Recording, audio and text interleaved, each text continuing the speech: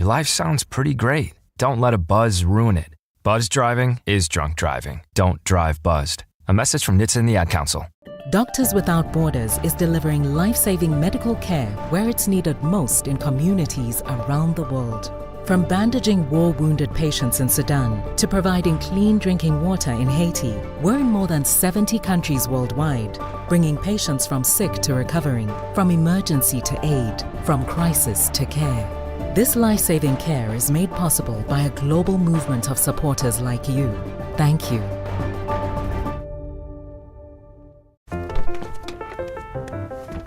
Mommy, can I sit in the front seat just this one time? Please, please, please. No, not yet. But why? Because I love you, and you're just not ready yet. Now, get in the back so I can get you in your car seat, please. Putting your kids in the right seat for their age and size is an act of love. Check that your kids are in the right seat at nhtsa.gov/the right seat. Love protects. A message from NHTSA and the Ad Council. In sitcoms, when someone has a problem, they just blurt it out and move on. Well, I lost my job and my parakeet is missing. How was your day? But the real world is different. Managing life's challenges can be overwhelming. So, what do? We get support. The Huntsman Mental Health Institute and the Ad Council have mental health resources available for you at loveyourmindtoday.org. That's loveyourmindtoday.org. See how much further you can go when you take care of your mental health. You're listening to Milwaukee Black Talk on 101.7 FM. The Truth. And 1510 AM. W269DL. Milwaukee. A Milwaukee Black Media Company.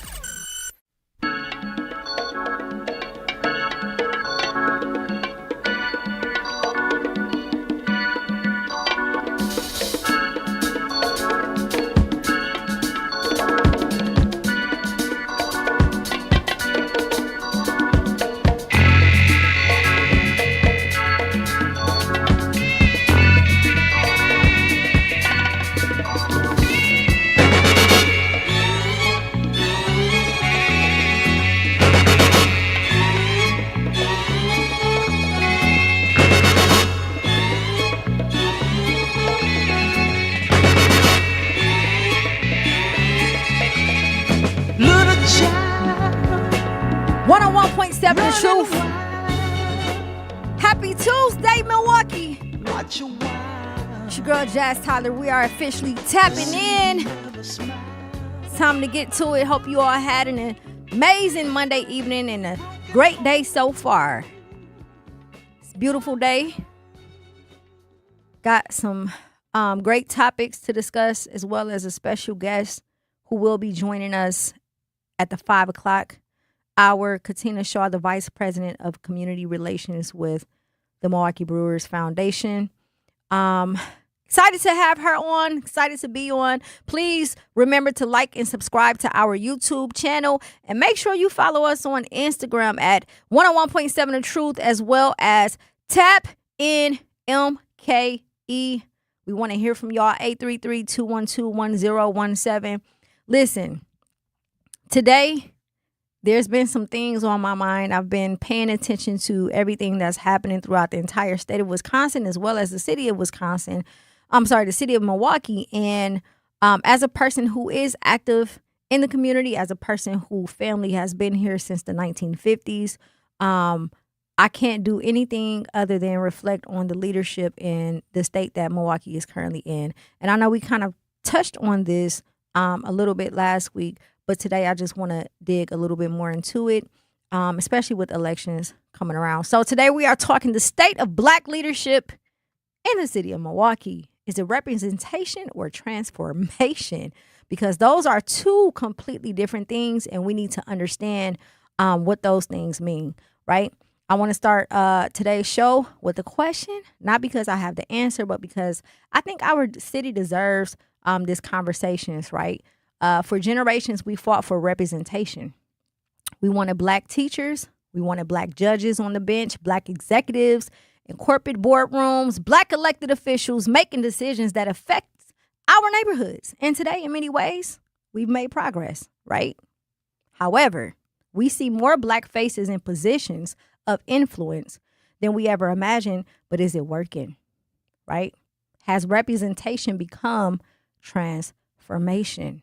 It's one thing to represent a certain group of people or a demographic or a city, and it's another thing to transform it. And I think oftentimes we are so blindsided by the way our leaders look, and we want to support them just on the strength of us not having a black or brown person in position. And the whole time they're Oreo. The whole time they're not necessarily representing us, right? So has representation becomes transformation, or have we confused seeing people who look like us with actually seeing change in the communities that need it most? Today isn't about criticizing black leadership. It's about loving our community enough to ask these difficult questions, because accountability isn't betrayal. Accountability is investment. So today, let's have an honest conversation. Again, Truth Nation, I want to hear from you, man. We're talking black leadership, 833-212-1017. Let me ask you something. If I place 10 black leaders in position of power, but the neighborhoods they come from still struggle, do that mean that we win? Or did we simply change who occupies the office? Because I think those are two different conversations. And the reason why I say that is because oftentimes we get so caught up in this repetitive cycle of we need to support our people. We need to get out and vote. We need to go down to common council and attend these city hall meetings and so on and so on. And then it's the same rhetoric, right? Not necessarily the conversations, but just the agenda. It's the same. They always come back to us when they need support. But then they also they play the other side. They want to be a part of the good old boy club. And we all know how that goes. The good old boys club, they don't want nothing to do with what we got going on in the city of Milwaukee, right? When you look at elections and you look at the history of Milwaukee, it's always, we need to hold our leaders accountable. Everybody's online saying this. Everybody is calling and making their opinions. But what does real accountability look like for the people who are in office? Me personally, I am just so sick and tired of the sob stories. We get it. We know. Like, first and foremost, where's your PR? Because you can't be running with the same story every election. We get it. We know where you come from. We know what you've been through. However, are you too far removed from the people that you're serving, right? A lot of people like to play that. I come from the hood. I'm from here. I'm from the inner city of Milwaukee. Okay, cool. But when was the last time you actually been down there? Not to visit, but like live there. Are you too far removed? It's similar to entertainers, right? A lot of entertainers, they rap about drugs. They rap about drinking and all of these things in the hood and selling drugs and whatever. Not doing none of it. Probably can't even tell you the last time they stepped a foot in the neighborhood that they grew up in, right? They're doing whatever sells. And that may work for them in entertainment. But when it comes to dealing with your people and serving your people, you have to meet the people where they are. And at the end of the day, I think that we have to hold ourselves accountable as a people as well. Because we are always willing to support someone just because they share the same skin color. But that does not necessarily mean they represent us. That does not necessarily mean that that we are in their favor, right? So we got to get down to the bottom of it. What does the accountability really look like? And what needs to happen? Are we really getting representation, or is it just transformation?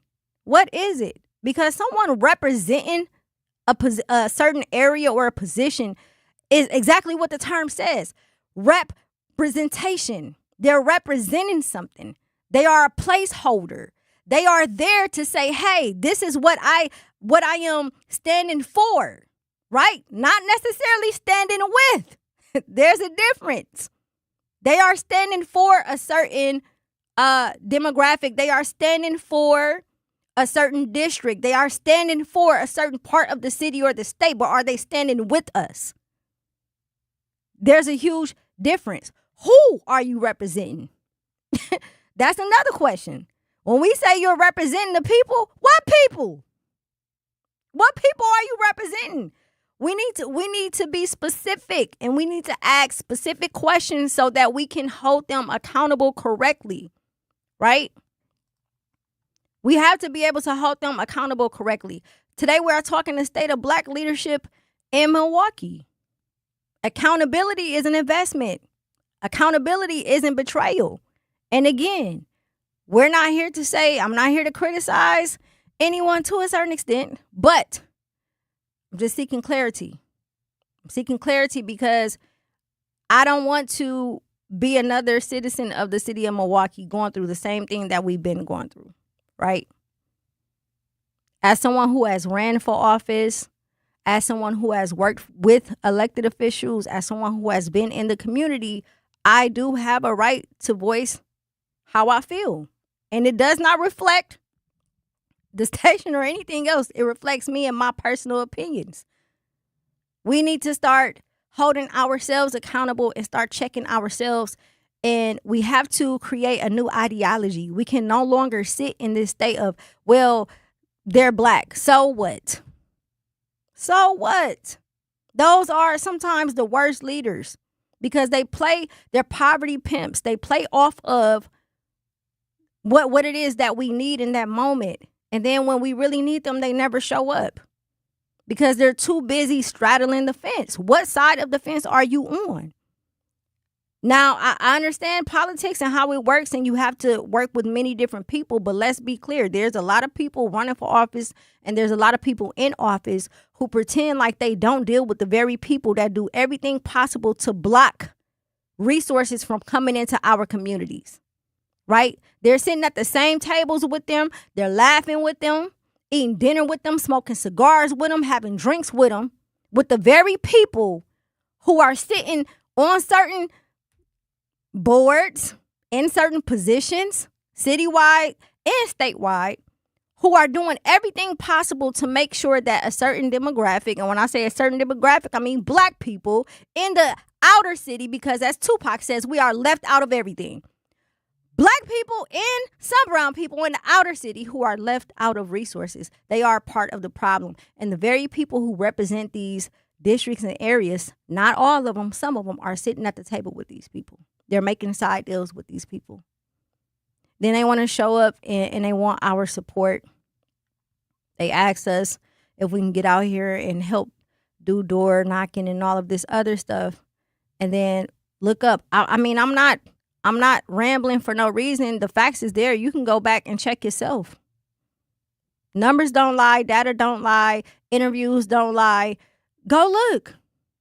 The very person you support today, I want you to go back and look at what they have done, as well as the challenges they have faced, as well as the people that they are hanging with behind closed doors. And when I say the people they're hanging with, I mean other elected officials who absolutely has no interest in making sure that the outer city of Milwaukee is taken care of, right?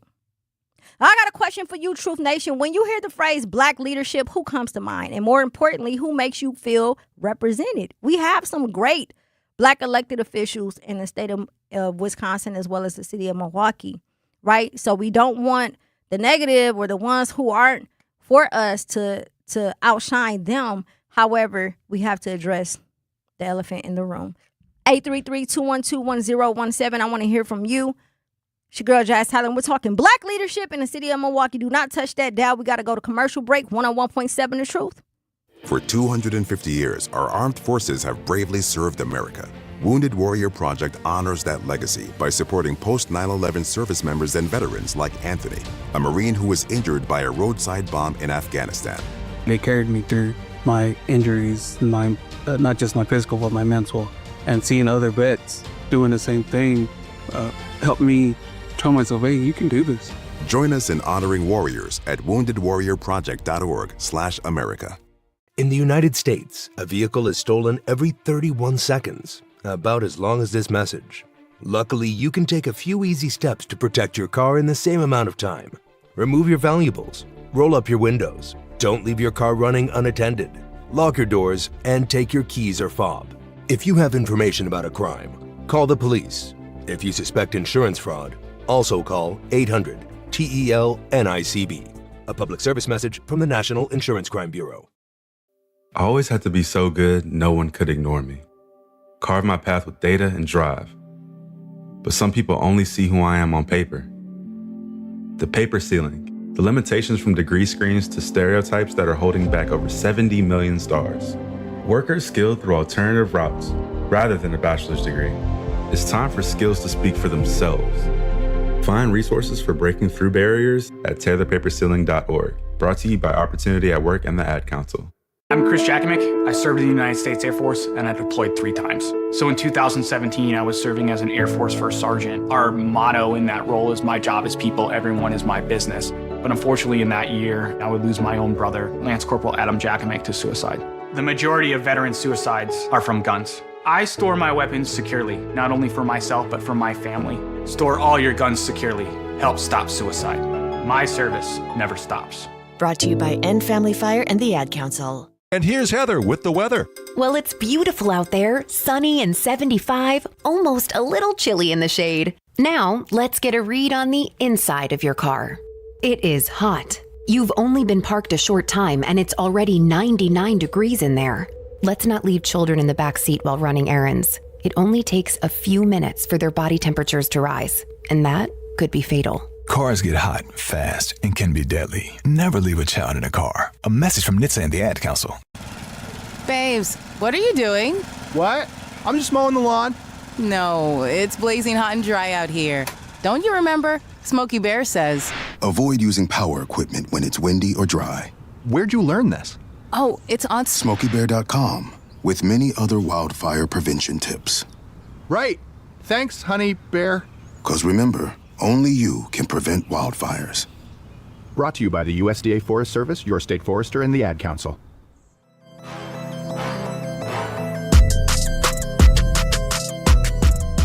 .7 The Truth. It's your girl, Jazz Tyler. We are live and direct at the American Family Insurance Studio in the beautiful heart of downtown Milwaukee.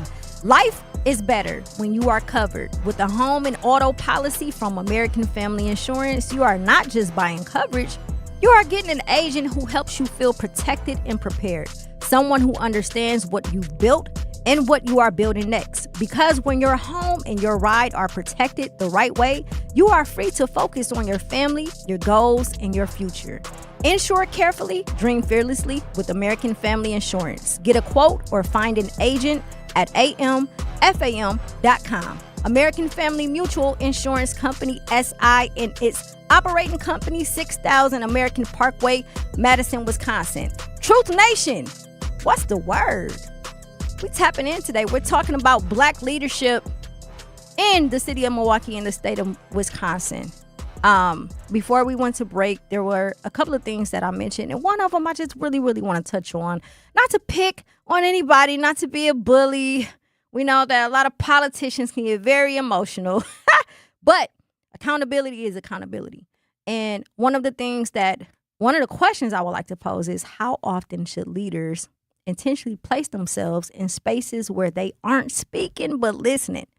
And oftentimes these spaces are not in environments that they're used to, such as press conferences or at the state capitol or at the city hall. Not necessarily even in community events that they throw at town halls, but it could be something as simple as a mom's and pop's business. It could be someone's living room. It just needs to be somewhere where the people feel connected directly to them, right? We all know that whenever you take on a certain position in life, whether it's politics, any type of leadership position, you want something better for yourself. You want something better for your family, right? And I think oftentimes, especially depending on which generation you grew up in, oftentimes we confuse that with moving out, meaning moving to the suburbs, moving away from our people, being in a community that obviously, and to some folks is more safe, more valuable, where they don't have to worry about their cars getting broken into and so on and so on. And that's not to say that the people who live in those neighborhoods necessarily want you there or that you're safe. But these are the things that we have been taught. Doesn't matter what position you're in, whether it's sports, entertainment, politics, or if you're just a regular constituent in the city of Milwaukee, We know that whenever we have a little money and we're doing something with ourselves, we don't want to live around our people, right? And what ends up happening is we go to a school that's not predominantly black, some of us. And even if we do, we still end up living in a community that's not owned, that has nothing to do with our people. And after moving to different communities, after life changes, my question is, can someone slowly lose touch with the daily realities of the people they still represent, right? This ties into how often should leaders intentionally place themselves in spaces where they aren't speaking, spaces that's uncomfortable for them, spaces I personally feel like they should be going to spaces that makes them afraid, because the people you're serving are afraid to live in these areas. And if they aren't, you still need to go somewhere where people are living a certain way so that you can understand, right? And I'm not asking to accuse anyone. I'm asking because leadership requires proximity. And proximity isn't just, come on, man. It's presence. Be present. Be present. I get it. I get it. When you hold office, when you hold a certain position, and I'm not talking from an opinion stance, but I'm talking from someone who actually worked for an elected official, right? You have, depending on where you live, you have thousands of constituents in your district. You have thousands of people that you have to cater to, thousands of people that you have to serve on a daily basis, not just when it comes to whatever legislation you're trying to pass or whatever is happening with the licensing, et cetera, but something as simple as garbage pickup, something as simple as dumping, illegal dumping, something as simple as the lights. And I don't mean simple in a way of belittling it, but simple compared to prioritizing, right? When we're talking about legislation and then the things that come after that, there's so many different responsibilities and so many different loads that people who hold office have to have to deal with, right? Not to mention 40, 50, 60,000 people who live in those districts. And it's very difficult to cater to everyone, and not everyone is going to understand your workload, right? I get it.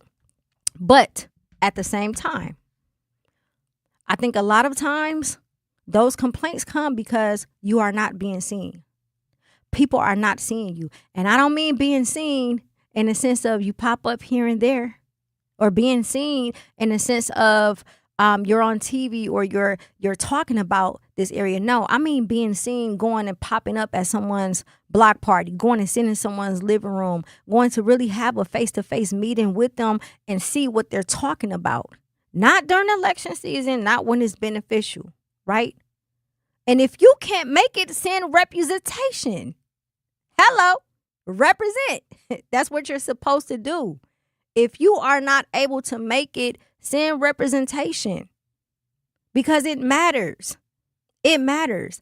I don't know, what the solution is as far as how a person who sit in a seat like that is able to cater to so many people at one time. Hence why I'm not in office, because it is a lot of work. However, I know for me, I'm boots on the ground, which means that those who are working in office should probably partner with people who are boots on the ground.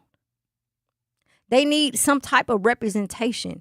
We don't need to hear excuses why you can't show up. We don't need to hear excuses why you don't do the things that you're supposed to do, right? We need answers. We need accountability. We need you to be present. We need you to show up. Where are you? Why do we only see you during the election season, right? Why y'all be spending people? Elected officials, what they call them, politics, they constantly be spending people. Court office. I'm gonna have my LA get back to you. You lying. You lying. For those who don't know that are listening, you can go down to City Hall and request a meeting with your elected official at any time. You don't have to, there's no protocol. You can call that, you can go or you can make a call and schedule a meeting with your elected official in the district you live in. If you can't get to Madison, call the state representative too. Call them as well. Make them be present, right? Make them understand. Make them know that They have to come to you. In the words of Alderwoman Kaz, meet the people where they are. Meet the people where they are. I don't know about you, but some of the most important conversations I've ever been a part of did not happen at City Hall. They did not happen at the state capitol. They did not happen at the Milwaukee County facilities, venues, none of that stuff. They happen in beauty salons. They happen in churches and school parking lots and community centers. They happen on a block. They happen at the corner store. Those where the conversations are, that's where you need to be, right? That's exactly where you need to be. That's exactly where you should be. And again, I'm not taking credit away from those in position because I understand just from being around it, the load that they carry, right? But we have to find another way. Like it can't be, I know we look at data, I know we look at numbers and we say, hey, we're doing great in this area. Hey, how do you, listen, based off what? First of all, who's providing the numbers? That's what I want to know. Who's providing these numbers? Because when you look at the people when you talk to the people that's living in these neighborhoods and you talk to the community activists who are out here boots on the ground, the numbers ain't math. The math ain't mathing. The math is not mathing. For real. To me, it's just another way for them to say, I don't have to show up because what I'm doing is working. No, that's not true. That's not true, right? It's not true at all. We got to make a better effort. The elected officials, people in leadership positions, have to make a better effort of showing up. And again, I'm only using elected officials as an example. There's leadership as far as CEOs, organizations, we're talking schools, we're talking all of the above. There are leaders in certain districts who refuse to communicate with certain elected officials and with each other, which is insane to me. How do you run businesses and organizations that's supposed to cater to the constituents in the city, in the citizens in that area, but you refuse to have communication with the person over that district, or you refuse to have communication with other leaders in that district? This is why the city is running the way that it's running, because nobody is communicating. And when nobody communicates, nobody has the correct information, which means that they can't show up the way that they need to show up for us. Right? I live close to Shorewood. I live on the north side of Milwaukee, kind of the north side. And it's a nice neighborhood, but some of the things that I see on a daily basis is insane. People are walking down the street with masks, like Halloween masks, like Michael Myers mask, It mask, all types of stuff, right? Scaring the elderly that's sitting on the porch. And my neighbor told me that she called the police, and the police laughed at her and asked her, and I'm laughing because I can't believe it, and asked her if it was a joke. If it was a joke. She tried to call the person of that district, and they did not show up. They did not answer her phone call. They did not return her phone calls. They didn't do any of that, right? Only for days later, there to be multiple robberies in that area with the person who fits that description. And I'm just using that as an example because this is something as minor as that, to where a person who lives in a certain area can't even reach the person who's over that area to report things like this. There is no town hall meetings. There is no pop-ups for us to go to say, hey, this is happening over here. It only happens during election season. What about the rest of the year? Let's talk about it. Black leadership in the city of Milwaukee. I want to hear from you, 833-212-1017. We got to go to commercial break to pay some bills. It's your girl, Jazz Tyler. Tap in. I'm Sherwin Hughes, and I know the power of Stars and Stripes Honor Flight firsthand. As someone who's been on an honor flight, I can tell you it's a day you'll never forget. Stars and Stripes Honor Flight gives our oldest veterans who served in any location in June of 1975 or earlier a free one-day trip to Washington, D.C. for veterans. Airfare, meals, a coach bus tour, and special flight apparel are all included. It's a day of honor, gratitude, and camaraderie. Veterans who served in the Vietnam or Korean War go to flySSHF.org and ask for an application. When a warrior faces adversity, he fights through it, he finds a way. Freedom isn't free.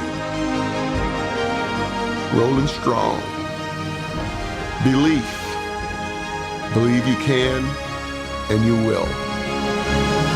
Wheelchairs for Warriors provides mobility solutions to veterans and first responders injured in the line of duty. Join the mission and visit wheelchairsforwarriors.org. Here's the deal. We gotta set ourselves up. See, retirement is the long game. We gotta make moves and make them early. Set up goals. Don't worry about a setback. Just save up and stack up to reach them. Let's put ourselves in the right position. Pre-game to greater things. Start building your retirement plan at thisispretirement.org. Brought to you by AARP and the Ad Council.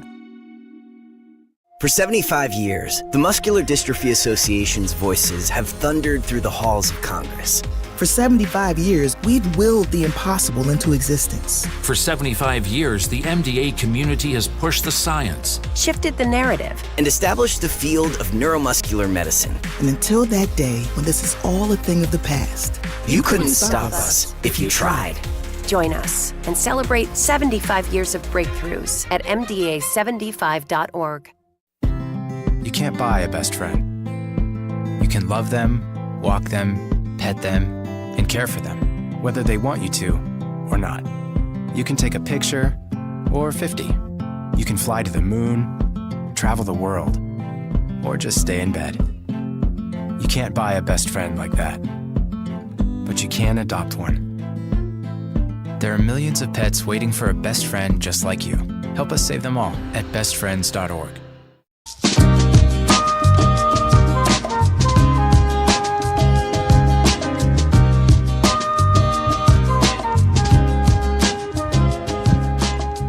One on 1.7 The Truth. It's your girl Jazz Tyler. We are live and direct. We are talking black leadership in the city of Milwaukee, state of Wisconsin. What does our black leadership look like? Is it representation or transformation? Those are two completely different things, right? Now, I want to say this. Can we please normalize something? Can we normalize loving black people and expecting excellence from black leaders and not opposing ideas? They can exist together. Sometimes I wonder, do we hesitate to challenge black leaders because we know how hard they fought to get to where they are, or because we worry our criticism will be used against them? That's a real tension. That's truth. At the end of the day, we don't want to discredit the work that people have put in to get to where it has gotten them. We don't want to discredit the positions that they sit in. However, I think what happens is, especially with the leadership in Milwaukee, it's a lot of pride and it's a lot of ego. And there's a lot of battles back and forth because people feel like they work too hard to get to where they are and they don't want anyone to take their spot. The other side of that is, are we really supporting black leaders?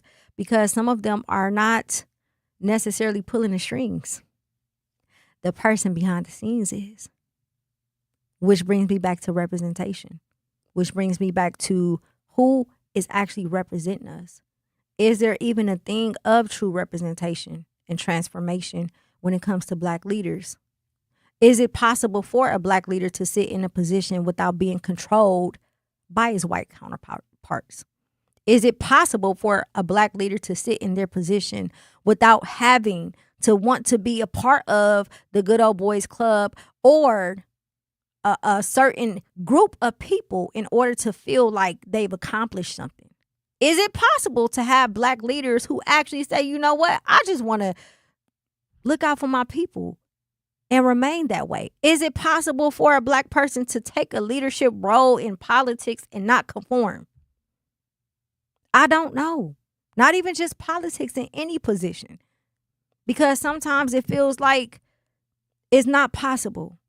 Sometimes it feels like when our leaders, when we put them in office, and I say we because it's the people, because before they get to the point that they are when they're at the top of their careers, they're coming fresh out of college, they're doing internships, They're still around. They have people, their people, supporting their campaigns.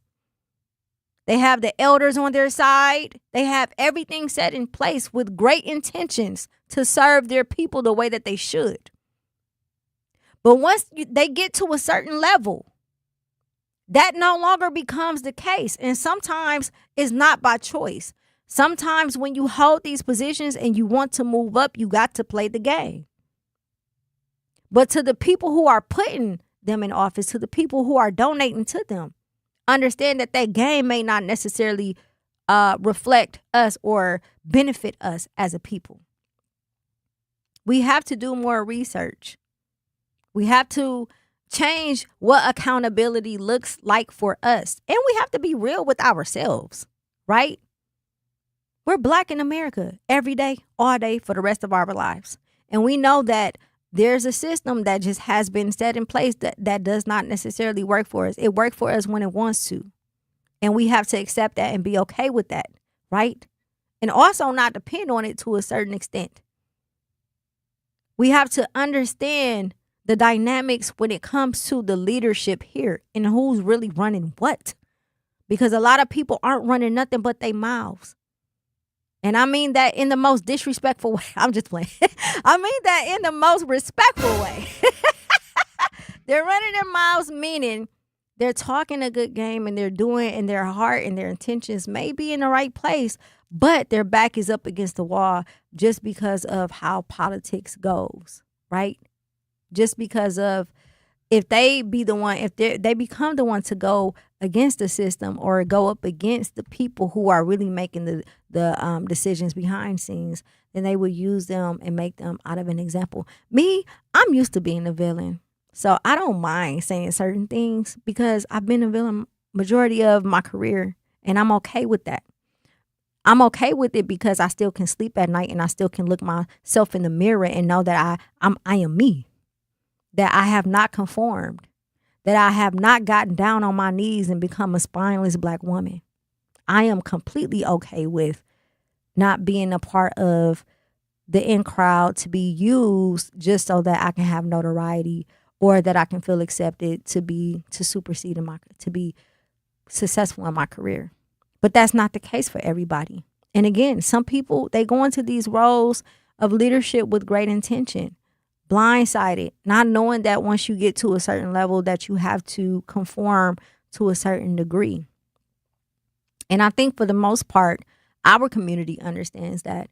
But again, we have to change what the accountability looks like. And it's crucial that we do it now. And the reason I'm saying this is because we're looking at the older generation is passing away. There's a transformation happening right in front of our faces.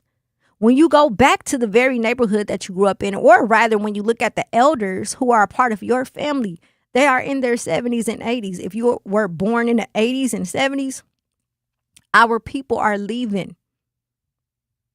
And the generation who are in their 50s and 60s, or 50s rather, are becoming the matriarch of the family. They're becoming the leaders of the family, right? And then you have the younger generation, the teenagers on up. There's a shift that's happening. And it sounds like, okay, yeah, what do you mean? We get it. Well, do you really understand? The generation who was born in the 60s, the 50s, and the 60s are dying. They're passing away. They are leaving. And if they don't have the strength. Some of them have health issues. They're not in a position to where they can fight how they used to. And not everybody that came after them have been equipped with the knowledge or instilled with the discipline to fight or to be a part of the new revolution. So now, again, the only thing we have is, what do we do? What does accountability look like? All we know is accountability looks like what it looked like from our elders who were born in the 50s and 60s. This is a different time frame. We can't use that type of accountability now because things have changed. What does the new accountability looks like for the Black leaders in this city? Why are they always able to pull the wool over our eyes with a smile? They do one good thing and it's like, oh, listen, no. We have to figure this out, because if we don't figure it out, I'm telling you, it's going to be horrible. We have a shout out to the chat, shout out to the text line. Bill Sinsky says, why do the residents continue to elect the same people?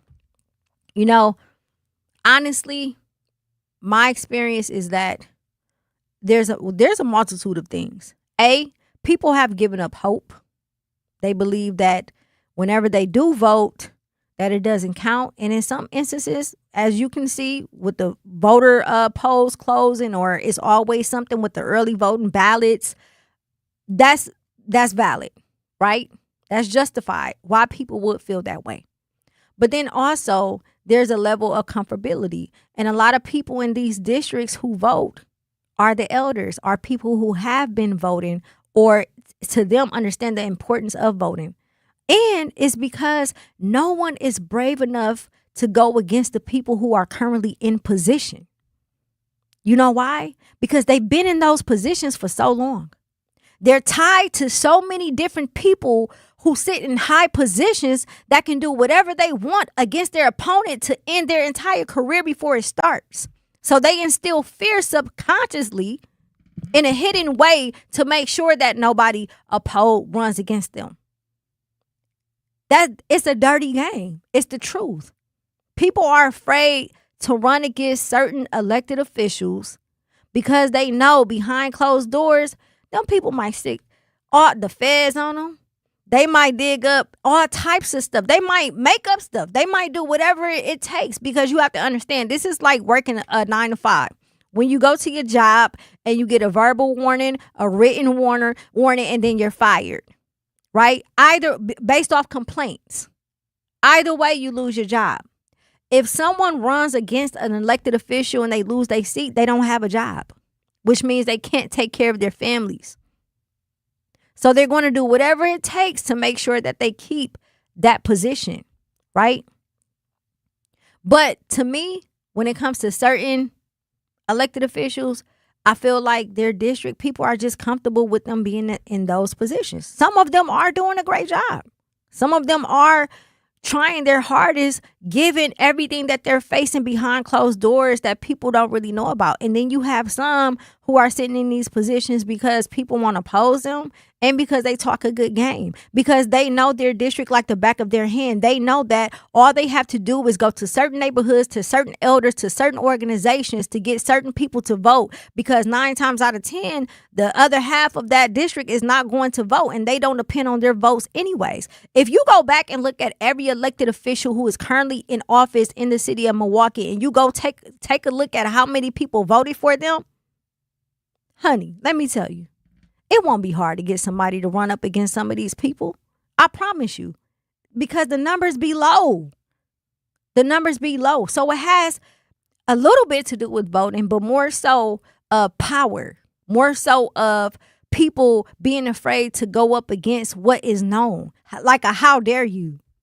You understand? How dare you go up against someone who's been in office for 50 years? Right? And then also, it's like, who's going to take the place? Because me, honestly, I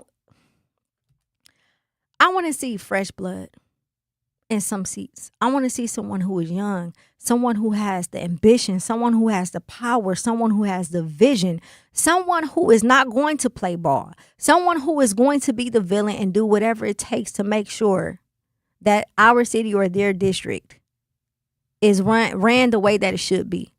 I don't want to see somebody getting up there who used to get punked in school, or who feelings got heartbroken by a girl or a man, and now they just sitting on a high horse and having a power trip because they're in this position. Case in point, do y'all remember? Nah, let me stop. I'm just saying, I ain't gonna say no names, but you have people, elected officials in positions who went public talking about tumbleweaves rolling down their street. Y'all better stop having that weave rolling down in my district, all this weave, this tumbleweave. Were they lying? This is a black man married to a white woman telling black women to stop having their weed rolling down their street. Meanwhile, their streets is raggedy. Meanwhile, your streets is raggedy. Come on now. Out of all the things we can talk about, out of all the things that's happening in this district, you talking about some weave rolling down the street? We got to do better. We got to do better. I want to hear from you. 833-212-1017. We are talking black leadership. It's your girl, Jazz Tyler. Do not touch that dial. We got to go to break. 101.7 The Truth. Life's better with American Family Insurance because we know you love working weekends. If it means working on your dream home, both inside and out. And we're here to help protect those dreams so you can enjoy peace of mind. Save up to 40% when you bundle home and auto. American Family Insurance. Get a quote and find an agent at amfam.com. Products, pricing, and availability vary based on where you purchase insurance and by state. Some exclusions apply. American Family Mutual Insurance Company, SI, and its operating companies, 6000 American Parkway, Madison, Wisconsin. At Milwaukee College Prep, we believe brilliance lives in every child. Here, students are challenged, supported, and celebrated every single day. With small class sizes, dedicated teachers, and a proven track record of academic excellence, MCP is helping Milwaukee kids reach their fullest potential. Enrollment is still open for grades K-3 through 8. Spaces are limited. Apply today. Give your child a school where they'll thrive. Visit mkeprep.com or call today. Milwaukee College Prep, brilliance lives here. Talking about guns with others might not always feel comfortable, but it could save a life. Here's a way to start a conversation. Your family is going over to your neighbor's home for dinner for the first time. How would you ask if there are any unlocked guns in the home? Hey, we're so excited for tonight. Before we come over, though, may I ask if there are any unlocked guns in your home? Our guns are stored securely, locked in a safe that the kids can't access. Awesome. Learn how to have the conversation at agreetoagree.org. Brought to you by the Ad Council. Wherever there's a need in our communities, there's a United Way. Improving lives so everyone can thrive. Where more people can gain access to healthcare and nutritious food for their tables. Where more community members can benefit from financial education and get connected to local resources for housing support. And where children are given more chances to reach their full potential. Community is where we find our strength and where we share our hope. United is the way. Visit unitedway.org. Are people around me safe when I vape? Science does not support that belief. Exhaled vape emissions linger in the air, affecting indoor air quality and bystanders in the same space through secondhand exposure. Vaping emissions can also accumulate on clothes, hair, dust, and furniture, leading to exposure risks to bystanders of all ages. And vaping around a pregnant person can lead to serious health impacts on fetal and childhood development. Enough with the puff. Learn more at ul.org/vaping. My mom has decided to learn to paint, and she's good. My dad's now into creative cuisine, and I've already put on 6 pounds. Learning new things comes with age. My mom, she started forgetting my name and what we're talking about. Forgetting well-known things doesn't. Memory loss may be a sign of Alzheimer's disease. Early detection gives you and your loved one time to plan for the future. Learn the warning signs of Alzheimer's at 10signs.org. Brought to you by the Alzheimer's Association and the Ad Council. Sipping on that 1942, I got my 42.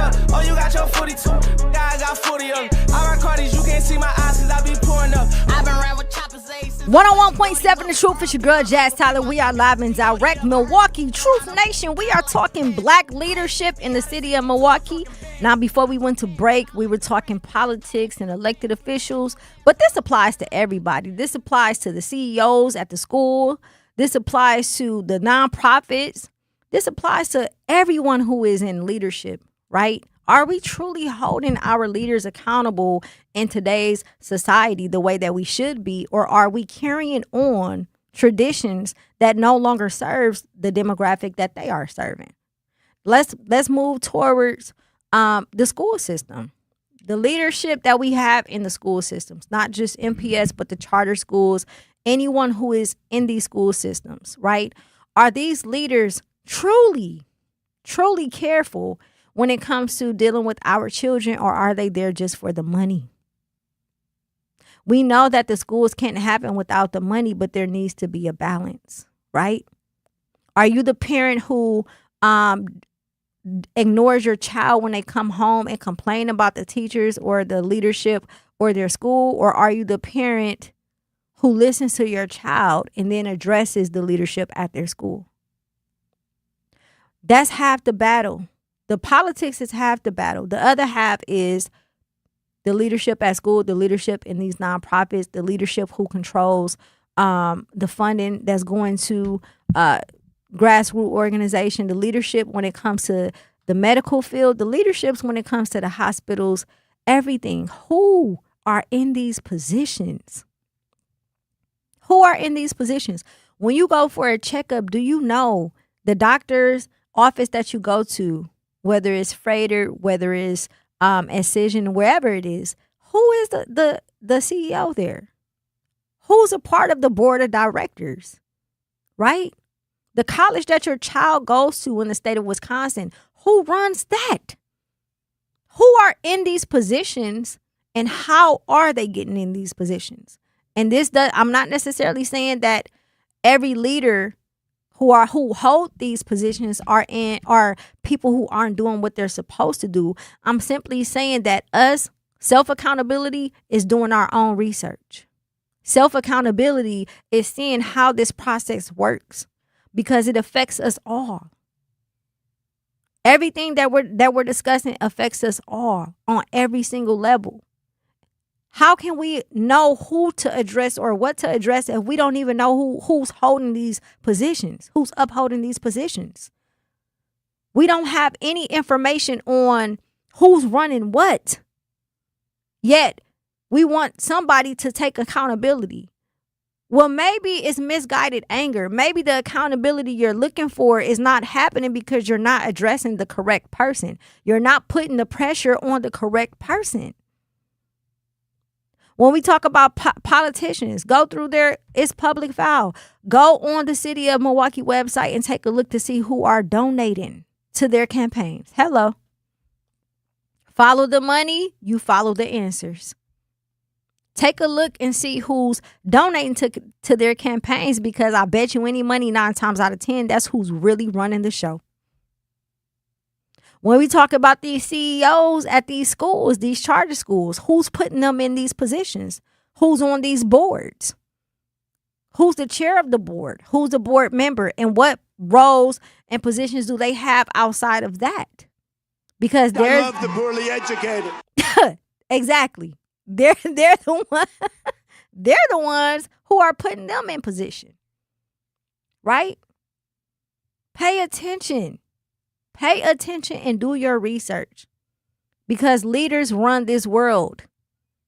People who are in executive roles and high leadership roles are running this city. They're running these institutions. They're running the schools. They're running the medical fields, the hospital. They're running the grocery stores. They're running everything that affects your everyday life. And 9 times out of 10, you have no idea who that person is. And sometimes it's not meant for us to just solely blame everything on the elected official or ask them to continuously come out to speak to us. Sometimes it's dealing with whoever it is that's over that specific situation.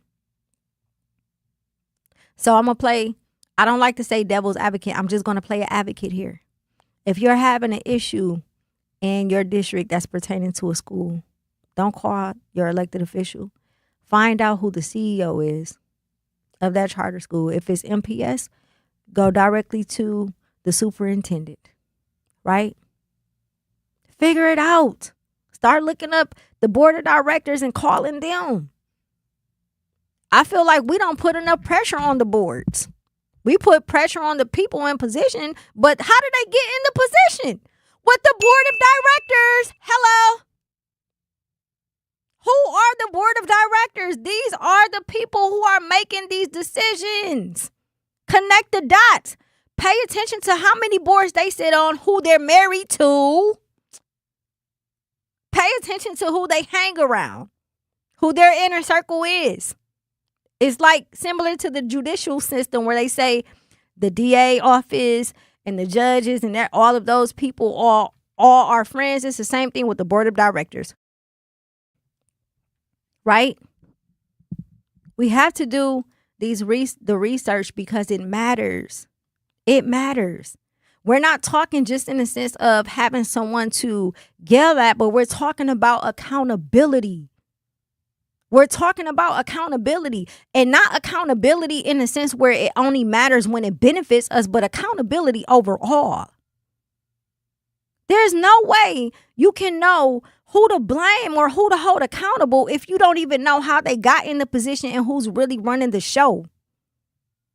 So my call to action to us all in Milwaukee, when you have an issue and it's not directed toward, it's not pertaining towards whoever your elected official is or anything like that, start researching the other side of it. Start researching the board. Start researching the people who are in leadership. These are the people who can answer the questions for you. These are the people who will be able to help you understand why they made the decision that they made, right? Do some research. Look up their background. See where they come from. See what they represent. See what they bring to the table. See if they're qualified.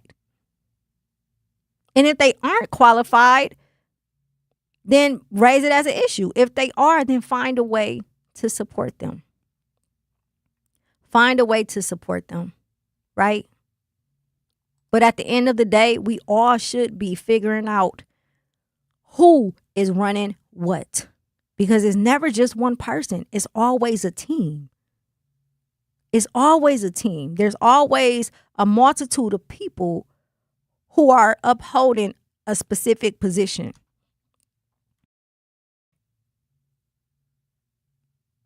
We got it, man. We got to do better. We have to do better. We got to do better. Coming up next on Tap In with Jazz, we are joined by Katina Shaw for a conversation about leadership, identity, motherhood, resilience, and what it truly means to serve a community while carrying the weight of so many expectations. Listen, I am a Katina fan. I think she's an incredible woman. I think that is rare that a woman of her, someone like herself, get opportunities to sit in the position that she sits in, and she's actually making it worthwhile. She's doing her due diligence, and I'm extremely excited to meet her. I'm sorry, not to meet her, but to speak with her and to engage with her as it pertains to who she is, where she comes from, and her role. Do not touch that dial. We are going to break again. We have Miss Katina Shaw joining us next. 101.7 The Truth.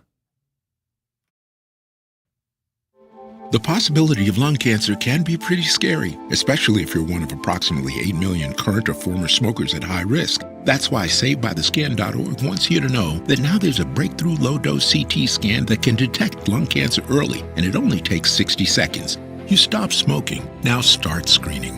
For an easy quiz to see if you're eligible, visit SaveByTheScan.org. It could save your life. SaveByTheScan.org is brought to you by the American Lung Association's Lung Force Initiative and the Ad Council. Reading aloud to children sharpens their listening skills, expands their vocabularies, and nurtures a lifelong love of reading. That's why Reading is Fundamental, the nation's leading children's literacy nonprofit, offers free monthly read-alouds by popular authors through its Rally to Read program. Visit rallytoread.org to watch the read-alouds and discover exciting reading activities for school and home. Visit rallytoread.org today. We asked parents who adopted teens to share their journey. When I met both of them, it was like my missing pieces were found. Like it was just like an instant, these are my kids. If you're considering adopting a teen, just do it. Kids need families. I don't care the age, everybody deserves a family. Learn about adopting a teen from foster care. Visit adoptuskids.org to learn more. A message brought to you by Adopt US Kids, the U.S. Department of Health and Human Services, and the Ad Council. Not completing high school is more of a social thing than it was an academic thing. Even though all these years have passed, I still had that longing to have my diploma. At age 30, Carissa finished her high school diploma. If you're even considering getting your high school diploma, you can do it. No one gets a diploma alone.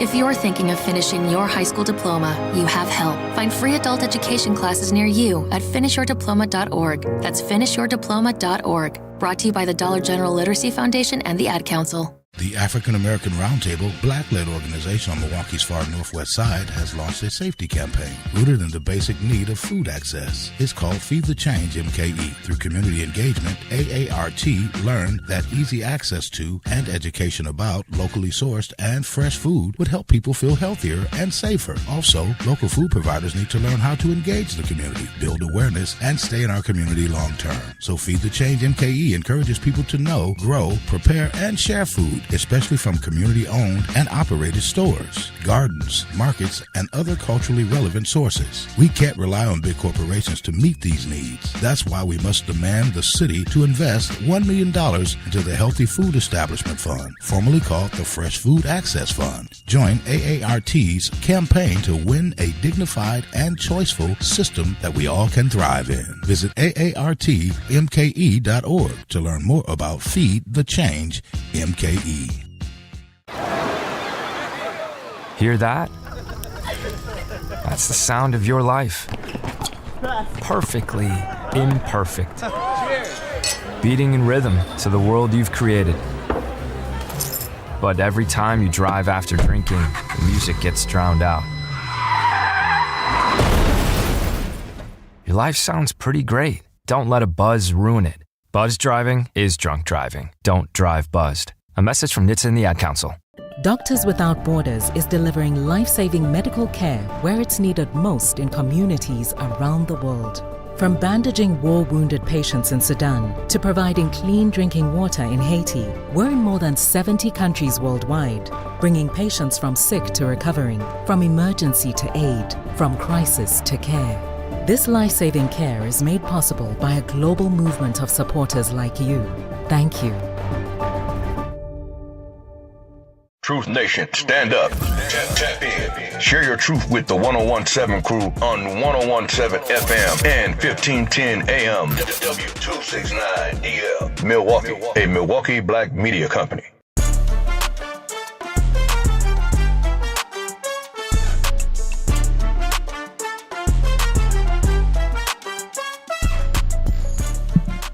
One on 1.7 The Truth. It's your girl Jazz Tyler. We are live and direct at the American Family Insurance Studio in the beautiful heart of downtown Milwaukee. Truth Nation, we have a special guest in the building, the Vice President of Community Relations, Ms. Katina Shaw. Thank you for joining us today.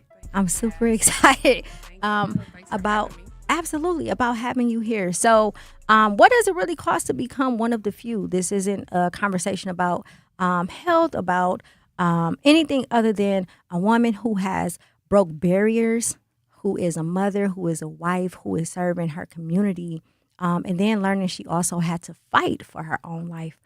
Cancer isn't her story. Her accolades isn't her story, but she is her story. Again, thank you so much for joining us today, Katina. It truly means a lot with you coming here. I remember I seen you, I think we did a panel together a couple of years ago, the women in sports. And then I recently seen you at the Brewers Stadium with the youth that we brought, and that blew me away. Like, that was when I got a chance to see another woman in that role, but at that level. And the feedback that I got from my students when we left was most important to me. So for those who are not aware, do you mind letting us know what it is that you do and how long you've been with the Milwaukee Brewers? Sure. So, again, thank you so much for allowing me to be here and chit-chatting with you a little bit about. Oh, sorry. It's okay. Thank you so much for the opportunity and providing me this platform to share a little bit about who I am and what I do. So I'm the Vice President of Community Relations and Family Liaison for the Milwaukee Brewers. This is actually my 20th year with the organization. Wow. And my primary duties is I pretty much serve as the liaison between the players and the clubhouse. So instead of various departments going to the players with requests that involves their time, they give me those requests and I serve as the messenger. And then I'm also responsible for getting our entire organization out in the community, from our players to their significant others, our alumni. We have about a little over 10 alumni who live in Wisconsin, as well as our staff. So when our owner, Mark and Debbie Antanasio, purchased the team, it was important that we are considered philanthropic leaders. Yes. And so it was important for them, as well as our organization, for us to have a strong presence in the community. So that's pretty Yes. much a snapshot of what I do. Yeah, and you're doing a great job. Thank you. You are.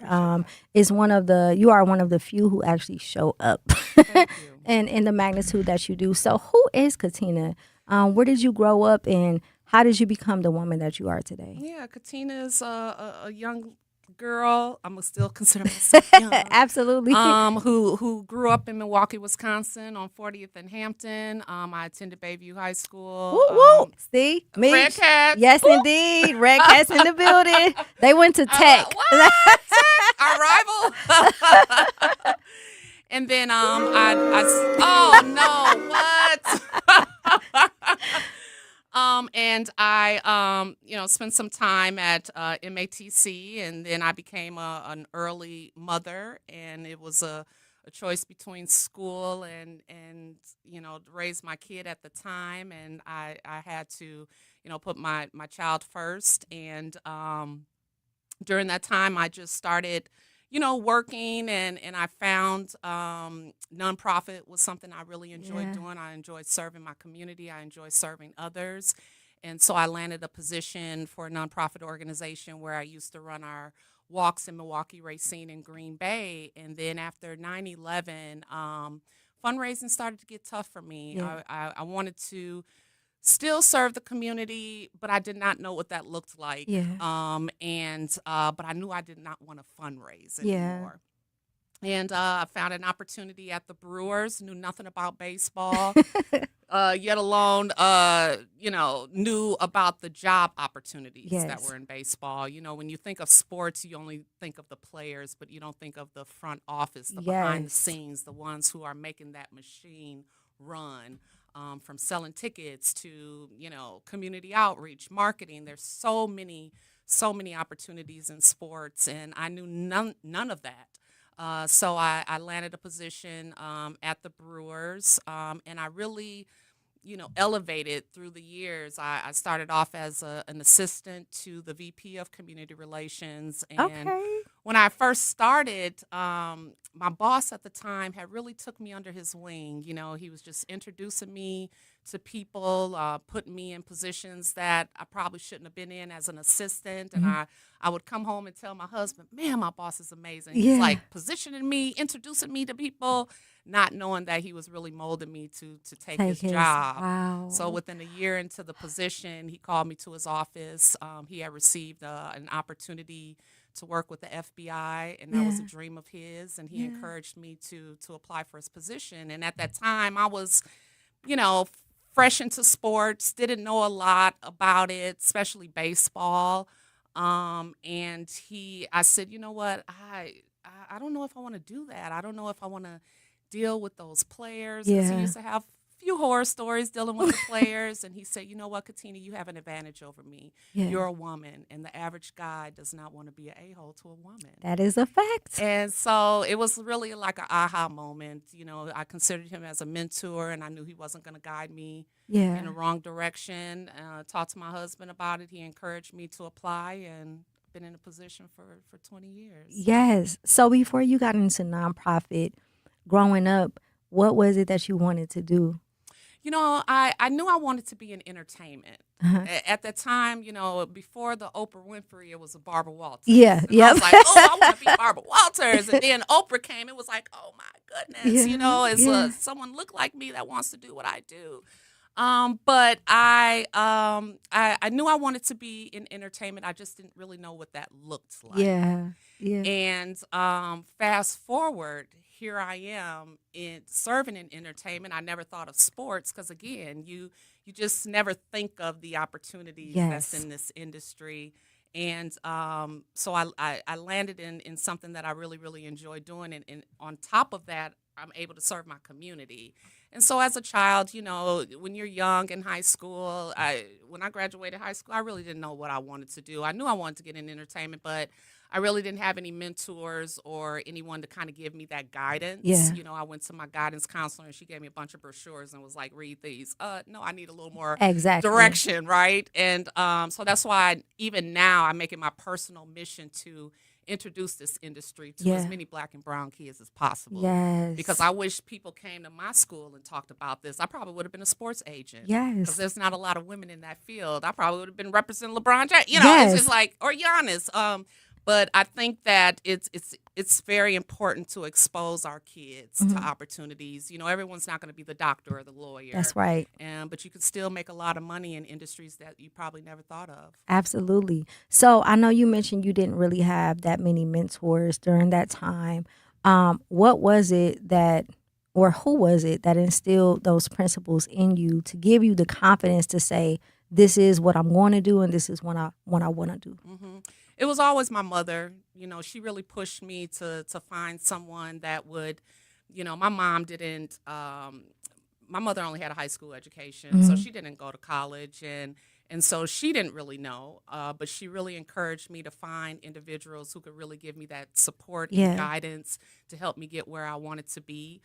So I had an amazing business teacher when I went to Bayview, Mr. Thurber, actually, and he really believed in me, really gave me a lot of guidance and support, introduced me to individuals who could help me get to where I wanted to be. Yeah. And I, without him, I probably wouldn't have had the direction I needed or wanted to find the career that I really wanted to be in. And he kind of was the first to introduce me to the nonprofit world. Okay. You know, because he knew serving my community, serving people was important to me. And he kind of gave me that, you know, that push to look into nonprofit. And I love the work. Yeah. You know, I love, you know, I love my city. I Wisconsinite, born and raised here. And anything I could do to betterment my community. Yes. I know that was kind of the direction that I can go and make an impact. It's really about making an impact, you know, serving your others, raising awareness. Yes. At that time, I was working for the American Diabetes Association, and diabetes is prevalent in the Black community. Absolutely. And so it was really important to me to, you know, really raise awareness about eating healthy and promoting good health, and especially in our community. When you're born raised off of Black Eyed Peas, you know, you really don't know the importance of eating healthy, and that really gave me a snapshot about taking care of my health and eating right, so I can, you know, educate my family, teach my family how to eat better, and teach my community. So that nonprofit organization really was a stepping stone to me being where I am today. Yes, so it gave you the roots, the foundation absolutely that you needed in order to speaking of health, we're going to, in a couple of minutes we're going to go to break, but I was doing some research and I seen that you are also a cancer survivor. I was diagnosed at 30 with breast cancer, and similar to you, it runs in my family, but as you know, women in their 30s typically don't get diagnosed with cancer. So it was a lot, and that was at a time where I was starting to reach the peak of my career. So I had to take a step back, and what felt like everything was falling down or my foundation was falling apart, it actually was being rebuilt. But I remember the struggle of being a mother while going through a divorce, while going through cancer at the same time, and having my career was so much. I just wanted to kind of touch on that when we come back from break, as far as what that looked like for you. Truth Nation, we have Katina Sharp. Do not touch that dial. We got to go to break to pay some bills. 101.7 The Truth.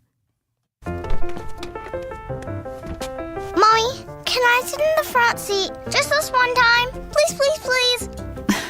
No, not yet. But why? Because I love you, and you're just not ready yet. Now, get in the back so I can get you in your car seat, please. Putting your kids in the right seat for their age and size is an act of love. Check that your kids are in the right seat at NHTSA.gov/the right seat. Love protects. A message from NHTSA and the Ad Council. In sitcoms, when someone has a problem, they just blurt it out and move on. Well, I lost my job and my parakeet is missing. How was your day? But the real world is different. Managing life's challenges can be overwhelming. So, what do? We get support. The Huntsman Mental Health Institute and the Ad Council have mental health resources available for you at loveyourmindtoday.org. That's loveyourmindtoday.org. See how much further you can go when you take care of your mental health. For 250 years, our armed forces have bravely served America. Wounded Warrior Project honors that legacy by supporting post-9/11 service members and veterans like Anthony, a Marine who was injured by a roadside bomb in Afghanistan. They carried me through my injuries, not just my physical, but my mental. And seeing other vets doing the same thing helped me tell myself, hey, you can do this. Join us in honoring warriors at woundedwarriorproject.org/America. In the United States, a vehicle is stolen every 31 seconds, about as long as this message. Luckily, you can take a few easy steps to protect your car in the same amount of time. Remove your valuables, roll up your windows, don't leave your car running unattended, lock your doors, and take your keys or fob.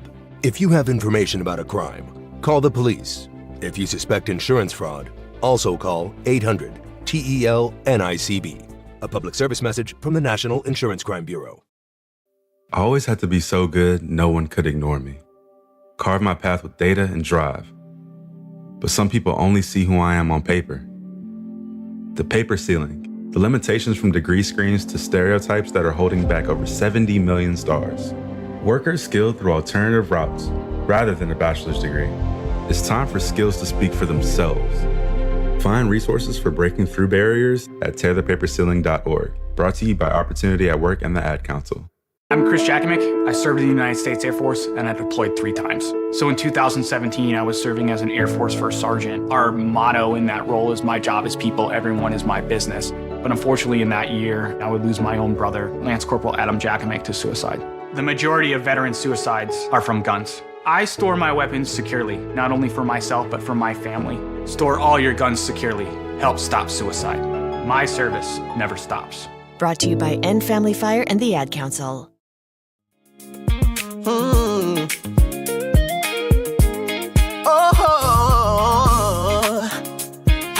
Yeah.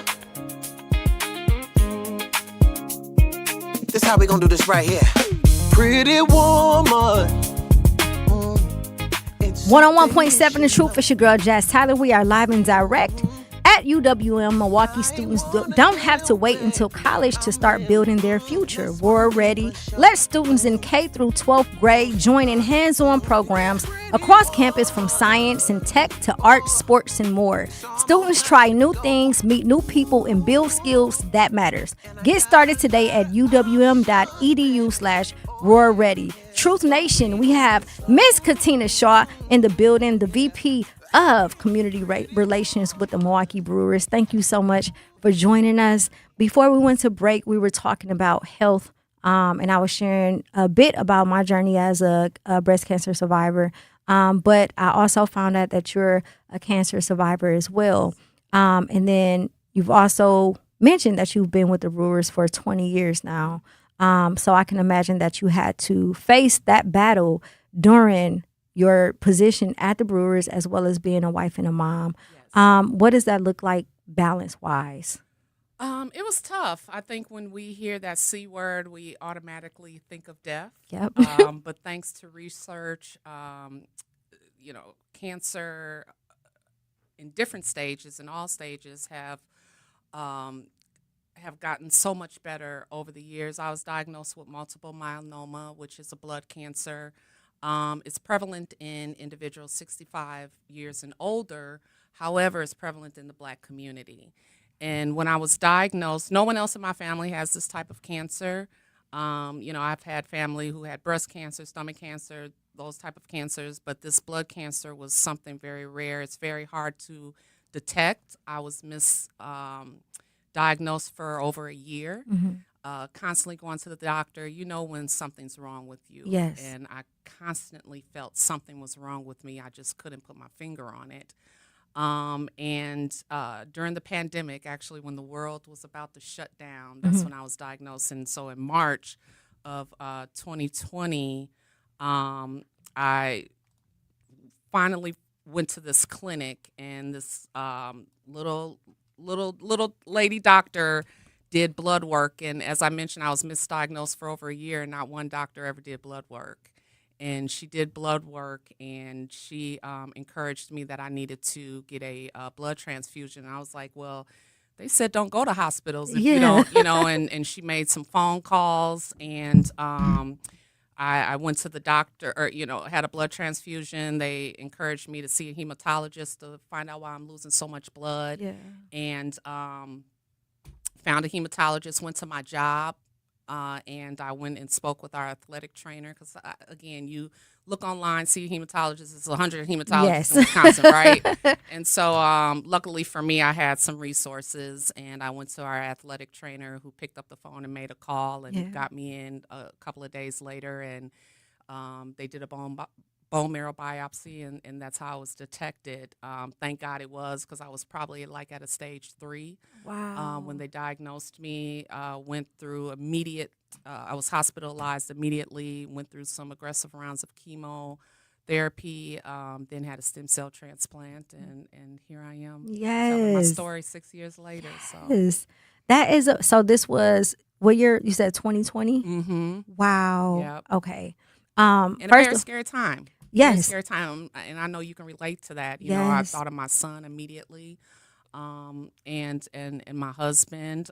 But I cried the first day or two, and I said, you know what, I gotta fight this. I always felt that I was resilient, and I felt there was nothing I really couldn't handle, and I knew I had a lot to live for. Yes. And, so I fought, and when I spoke with my oncologist, I said, what do you think, why did this happen? And he said, you know what, you need to use your voice, talk to your community. Usually when African Americans come to me, they're at stage 4, and there's nothing I can do about it, and it's a silent killer. Yeah. So he really encouraged me to use my voice and try to help spread awareness about this type of cancer and educate our community. And I reached out to, at the time, Leukemia and Lymphoma Society, and said, how can I get involved? Yes. I need you to help me get the message out about this type of cancer. And so I partnered with them on doing a couple of educational seminars to talk about this type of cancer, because it's impacted my community. Yes. And anything I can do to help spread the word, I want to do that. Yes. And so they've been a great partner. I currently serve on the board and try to have as many of these educational meetings as possible, community education seminars. Yeah. One of the things you said that stood out the most to me was you told yourself you had something to live for. And I think for me, I was diagnosed in 2018. My daughter, I had just had my 3rd child. She was 1 by the time I was diagnosed. And I remember my son asking me, my aunt had just passed the year prior unexpectedly from pancreatic cancer. And I remember my son asking me if I was going to pass away like our aunt. And in that moment, it was like, that was I have something to live for, right? And it took me a moment to kind of cry about it and sit in it. But that recovery process forces you to sit in it 100%. But my question is mentally, I know physically we have strength and, we motivate ourselves. But the days where it was rough, the days where you felt like giving up, how did you deal with that mentally? It was tough. At that time, our world had pretty much shut down. Yeah. I was worried about my job. I was worried about so many things, my health, leaving my boy, So it was tough. Yeah. I'm not going to say it was an easy, process. But I have a really good community of girlfriends that really helped pull me through that. We were having our, weekly check-ins, Zooms, seeing how I'm doing. And my husband was amazing, took a leave of absence and made sure that I was okay mentally, physically. And then my job, gave me a lot of insurance that we're going to be here for you. Take all the time you need. They're sending me flowers and food and, they just really, really supported me through that whole process. So it allowed me to not worry anymore. And it made me reevaluate my life and my habits. And so I became a different person. You know, that allowed me to really take care of myself. I take care of everyone first, and I always put myself last. Absolutely. And this was an opportunity for me to put myself first, and everything else had to go behind it. Yes. And so I started working out more. I started, you know, eating better.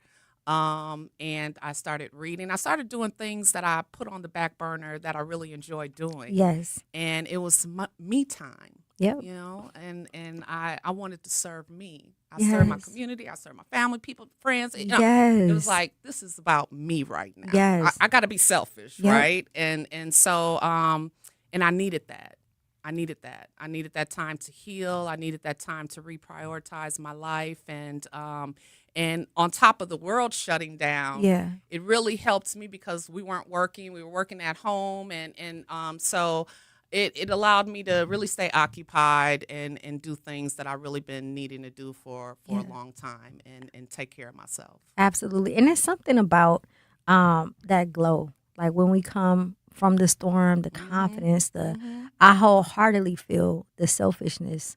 It's like I gave everything to, in that moment, I felt like I gave everything to everyone, including my people, but I needed to give it to myself. Absolutely. And when you give it to yourself, it takes you to the next level, not just career, but spiritually too. It puts you in a different space to feel to the point now where I feel like it's nothing I can't do. That's right. I've always felt that way, but after that moment, it was like, if I can push through this, I'm telling you, whatever life throws at me is going to feel like a pinch. Absolutely. Compared to this. Absolutely. Our bodies go through a lot. You know it, chemo, radiation, whatever the case may be, but it's not an easy feat. And it's really hard to remain positive. Yes. You know, I think that was the hardest thing for me. I lost a lot of people in my life to cancer. Yeah.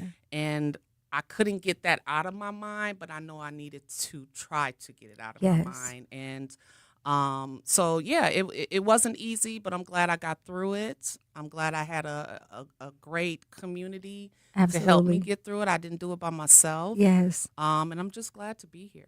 Absolutely. We have a caller on the line. Kevin, are you there? Yes. Thank you so much for tapping in. I am well. Do you have a comment or a question for Ms. Katina? Yes. I mean, it's more of a trying to figure it out for myself too, dealing with multiple myeloma. Basically, I went in the hospital with pneumonia. They diagnosed me with pneumonia. Then they came back and said, you need a blood transfusion. You're missing a pint of blood. It kind of puzzled me. If I'm missing a pint of blood, shouldn't I be not here? No. You know, in my mind, you know, I'm sorry? No, go ahead. I'm sorry. You can live without one pint of blood. You can live without one pint of blood? Yes, you can. Okay, so they gave me a transfusion of a pint of blood, and all of a sudden now I got multiple myeloma. It's scary that I went in there, and all of a sudden now, why you didn't diagnose that at first? You're thinking the blood might have gave it to you. I'm thinking the blood was contaminated. I mean, I just don't know you know, it's just like you got to trust these doctors to do the right thing, and they, you know, in the history, we were made out of test monkeys pretty much with all these experiments. And I'm wondering, am I one of those? You are not. In the back of my mind. No, don't feel like you are. Like I said, I was misdiagnosed for over a year, and they didn't even detect it in my blood. They detected it in a bone marrow biopsy. And so it is very hard to detect. It's one of those rare cancers that, you know, it's just very hard to detect. But I don't think of yourself as a, you know, tube test monkey or anything like that. Just be thankful that they found it when they did, and that you're being treated. And the one nice thing is, 10 years ago, the lifespan for multiple myeloma was 3 to 5 years. You can live 20 to 30 years now, thanks to research and all of the things that they have, from medicine to different therapies that they have. So we're in a better place than we were 5-10 years ago. So stay positive, continue seeing your oncologist and your doctor. And it's okay to, get second opinions, third opinions. Don't no one know your body better than you. Absolutely. So you don't have to trust everything a doctor says. If you don't like it, find another oncologist, find another doctor to, look at you and help you and answer the questions you may have. So you walk away feeling more educated and know more about that type of cancer. Absolutely. Well, I am happy that you are still here, that you survived it. And I think your story is very impactful. We have to go to break. Do not touch that dial. We have Miss Katina Shaw, the VP of Community Relations for the Milwaukee Brewers. We want to hear from you. 833-212-1017, 101.7 The Truth. And here's Heather with the weather. Well, it's beautiful out there, sunny and 75, almost a little chilly in the shade. Now, let's get a read on the inside of your car. It is hot. You've only been parked a short time and it's already 99 degrees in there. Let's not leave children in the back seat while running errands. It only takes a few minutes for their body temperatures to rise, and that could be fatal. Cars get hot, fast, and can be deadly. Never leave a child in a car. A message from NHTSA and the Ad Council. Babes, what are you doing? What? I'm just mowing the lawn. No, it's blazing hot and dry out here. Don't you remember? Smokey Bear says. Avoid using power equipment when it's windy or dry. Where'd you learn this? Oh, it's on SmokeyBear.com with many other wildfire prevention tips. Right. Thanks, honey bear. 'Cause remember, only you can prevent wildfires. Brought to you by the USDA Forest Service, your state forester, and the Ad Council. When a warrior faces adversity, he fights through it. He finds a way. Freedom isn't free. Rolling strong. Belief. Believe you can, and you will. Wheelchairs for Warriors provides mobility solutions to veterans and first responders injured in the line of duty. Join the mission and visit wheelchairsforwarriors.org. Here's the deal. We gotta set ourselves up. See, retirement is the long game. We gotta make moves and make them early. Set up goals. Don't worry about a setback. Just save up and stack up to reach them. Let's put ourselves in the right position. Pre-game to greater things. Start building your retirement plan at thisispretirement.org. Brought to you by AARP and the Ad Council. For 75 years, the Muscular Dystrophy Association's voices have thundered through the halls of Congress. For 75 years, we've willed the impossible into existence. For 75 years, the MDA community has pushed the science, shifted the narrative, and established the field of neuromuscular medicine. And until that day when this is all a thing of the past, you couldn't stop us if you tried. Join us and celebrate 75 years of breakthroughs at MDA75.org. You can't buy a best friend. You can love them, walk them, pet them, and care for them, whether they want you to or not. You can take a picture or 50. You can fly to the moon, travel the world, or just stay in bed. You can't buy a best friend like that, but you can adopt one. There are millions of pets waiting for a best friend just like you. Help us save them all at bestfriends.org.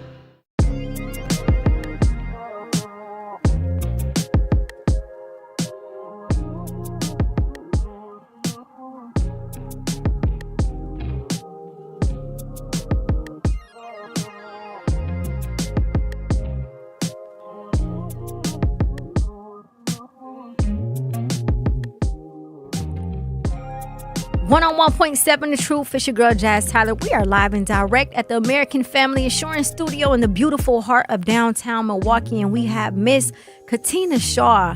Thank you so much for joining us. We have talked career, family, and health. We were also talking offline about just the things we go through mentally, insecurities, all of the above. But one of the questions that I really wanted to ask you, I thought about this yesterday when I was talking to my bonus mom about my story, because I realized I don't never talk about it. I never open up about it. But as we were talking, I was sharing with you about it almost felt as if I had a new life after the cancer. There were some things I had to leave behind, not just the cancer inside of me, but people, thoughts, habits, all of the above. My question for you is, what version of Katina survived after the cancer? My resilience. Yes. I like I said, I always knew I was strong, but when you go through something like that, Yeah. you're being tested. Yes. Right. And so I feel like my resilience never left me. Yeah. But I definitely became a different person. I worry less. Mm-hmm. I'm less stressed. Yes. I used to be from 1 to 100. If something go right, I'm like in panic mode, and now I'm like, whatever. Yeah. Yep. Let it go. Like you can't like control it. Right. Yes. Exactly. Things that's out of my control, I don't let bother me anymore. I'm really more nonchalant than I've ever been in my life. Yes. Calmer. Yeah. And I like the new me. Yeah. Yes. You know what I'm saying? Yes. I like the new me. I like the stress-free, let it roll off your back me. Yes. Not trying to conquer the world. Yes. I'm glad she gone. Yep. She was too stressful. She worked on my nerves. Yeah, listen. I'm like, that version of me probably is the reason why Exactly. So I feel that I'm just I'm in a peaceful place. Yeah. And it's too bad I had to go through that to get there. Yeah. But I think a lot of things that happen in our life changes us and changes who we are. So I'm in a better place. Absolutely. I agree. I was the same. And I do I'm still growing, but I do like the woman I'm becoming, especially because there is when you come from the inner city and you come from broken homes, there is no right or wrong way. There is no blueprint on who you can be or what you should be. Yeah. And it takes life experiences to happen sometimes for us. I feel like I'm grateful for that experience. And I know that I wouldn't be who I am now. Like I one of the things I'm a stickler about is my time. Yes. Like I don't like people wasting my time or feel because I understand and value it more now that I've been through what I've been through. Absolutely. But the patience, I love it. It's beautiful. Yes. I'm glad I have more of it. And I'm glad that I have a different outlook on life now. Agreed. It makes you more, not to say I was less humane, but you feel more. Absolutely. And I found for myself, I give everything that I do 110%. Yeah. That's my work, my family. And my work, I was just always indulging in work. Yes. To the point that I wasn't going out with my girlfriends. I was missing family functions. And when I went through this battle, I had to lean on those friends and that family. Even though my job was in my corner, but I learned how to delegate. Yes. Instead of thinking I had to do it all for it to be done right. Yes. And so I just love the new me. Yeah. I love the new me. I don't feel as stressed. I don't feel so much urgency. I'm going to go get my nails done. Yes. I'm going to, self-pamper myself, make myself feel good, go and do the massages. I used to schedule massages and would reschedule them because I'm so indulged in my work. Yeah.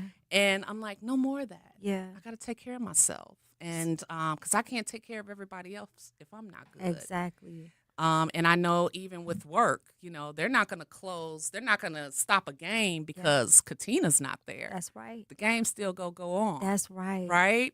And so I had to really learn how to put me first. Yes. And everything else follows. So do you believe that the life skills you learned from that situation helped you in your career afterwards?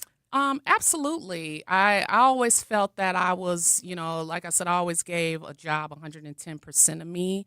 But it definitely showed me that I didn't have to do everything. Yeah. I have a team, and I'm not a good manager if I don't allow them to shine. Yes. And allow them to grow. Yes. And it took me to go through this to say, you know what, Yeah. you don't need to be doing this. That's Yeah. why you have an assistant. That's why you have a manager, a coordinator.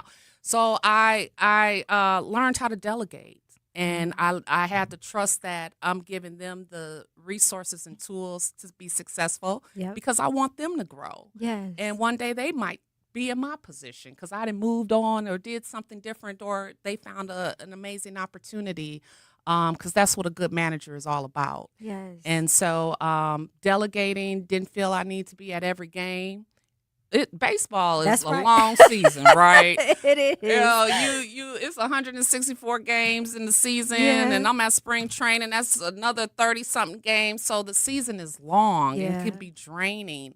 And then when you have a team behind you saying, what do you need me to do? Yeah. And so I'm glad I learned that word delegate and the Yes. word no. Yes. I'm okay with saying no. Yes. It was a time that I felt that like, oh, I don't want to say no. People aren't going to like me, Yeah. and especially when you're on boards and serving committees You and all become of a this. people pleaser. And you become a people pleaser. And I did that for the first couple of years of my career. Yeah. And it was draining. Yes. Right? It was Yep. draining. And I didn't have time for my family and my friends and the things that were important to me. Yeah. Because I'm too busy trying to be a social butterfly. Yes. And so I learned how to say no gracefully. Yeah.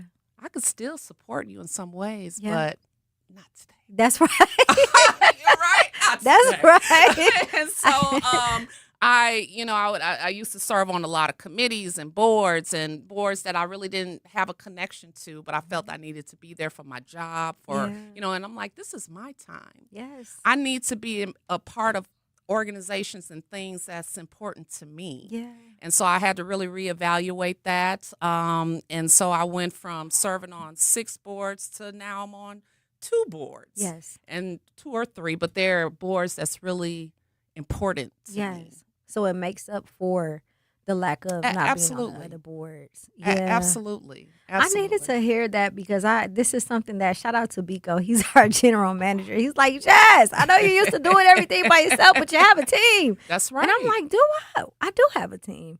And sometimes it does become difficult, especially when you are in certain positions and you're used to doing things by yourself. And I always say, similar to what you said earlier, like the old me, my ambition, because of where I come from and because nothing was given to me, my ambition and my determination was so overwhelming that I didn't realize I was not self-sabotaging, but I was damaging myself because I was overly ambitious. And I like to say that my ambition started to lead me into ambushes. Yep. Because I could not understand what it was that I was doing, and now I do. So as far as your career, now you've gone through the cancer, you have your family, you come from the neighborhood that you come from. What is it that you love most about what you do? I love Bud Selig, who used to own the team, he used to always say baseball is a social institution, right? It unifies people. And it's so amazing to see people in there. It don't matter. That's the one time we really don't care about the gender, the race, the creed. Everyone's common goal is cheering for the crew. Yeah. When I'm walking through the concourse, you see people high-fiving. They don't care if you're black, white, yellow, And I love that. And I love being a part of an organization that really is committed to the community. Yes. They want to give back to the community. They want to betterment our community. So I'm proud of that. And so I really enjoy the work that we do, and I enjoy, again, serving the community, being a part of an organization that brings so much joy to the city and the state alone. You look at the success from, a lot of our sports, from the Packers to the Bucks to us, and when you win, everybody wins. That's right. And I can't wait till we have that parade, Yes. that World Series parade. And I feel good to be a part of that. Yes, and have contributed to it. Yeah. It was one of the most interesting in a good way thing that I took from that event was there were 2 players, Blake, and then I can't remember the other player's name because he wasn't a part of our group. But my youth, they came back the next day and was like, they followed me. They asked them to follow them on Instagram, and they did, right? And then they was like, hey, make sure you tag us, in the video too. They weren't like standoffish, or it wasn't just a prop or front. It was like they were really into working with the youth and doing whatever it is that they needed to do. And it wasn't about, oh, we have to do it. It's like they really wanted to. And I paid attention to that, and I paid attention to how the youth reacted to it. And that follow, and that them being able to tag them meant something to them. It made them feel seen. Absolutely. And actually, one of our players, the group that he had, he went to their basketball practice or game. Wow. He's sponsoring their uniforms, and he loved basketball. And so, and that's what I enjoy about my job, making those connections, exposing our kids to, again, a sport that those young boys might not have been interested in baseball, but they became interested that day. Absolutely. And even having that relationship with that player, they might be tuning in now. Yes. And that's what it's about. And exposure is so important. Yes. Right. And so I enjoy being able to host events like this, and it's really important to me to make sure our kids have a presence at those type of events. Again, it's about exposure, giving them an opportunity to be on a field, a major league field, being able to bump elbows with an athlete, and to get a little inspiration. Yes, absolutely, absolutely. We have Miss Katina Shaw. Do not touch that dial. We got to go to break to pay some bills. It's your girl Jazz Tyler, 101.7 The Truth. Life's better with Drive My Way from American Family Insurance, because we know it's more than just a car. It's your escape pod, your adventure mobile, your memory maker. And we help protect the dreams that drive you. Personalize what you pay for auto insurance, and you could save between 10 and 35%. American Family Insurance. Get a quote and find an agent at amfam.com. Products, pricing, and availability vary based on the way you purchase insurance and by state. Unsafe driving behaviors may increase your rate. American Family Mutual Insurance Company, SI, and its operating companies, 6000 American Parkway, Madison, Wisconsin. Hi, this is Sherwin Hughes from 101.7 The Truth, and I want to talk to you about something bigger than just buying a house. I'm talking about building a legacy. Owning a home isn't just about 4 walls and a roof. It's about giving your kids a place where memories are made, where birthdays are celebrated, and where they always belong. It's about planting roots, knowing your neighbors, waving from the porch, and being a part of a community that feels like family. If you've been renting and wondering if home ownership is even possible, Axe Housing is here to work with you. An Axe Housing coach will help you create a plan, a budget, and move step by step toward owning a place you can truly call your own. They've already helped over 4,000 families become homeowners, and many are paying less than they were paying for rent. Don't let where you are today stop your family's tomorrow. Start your journey at axehousing.org. That is ACTS housing.org. Your legacy begins at home. Talking about guns with others might not always feel comfortable, but it could save a life. Here's a way to start a conversation. Your family is going over to your neighbor's home for dinner for the first time. How would you ask if there are any unlocked guns in the home? Hey, we're so excited for tonight. Before we come over, though, may I ask if there are any unlocked guns in your home? Our guns are stored securely, locked in a safe that the kids can't access. Awesome. Learn how to have the conversation at agreetoagree.org. Brought to you by the Ad Council. Wherever there's a need in our communities, there's a United Way, improving lives so everyone can thrive. Where more people can gain access to healthcare and nutritious food for their tables. Where more community members can benefit from financial education and get connected to local resources for housing support. And where children are given more chances to reach their full potential. Community is where we find our strength and where we share our hope. United is the way. Visit unitedway.org.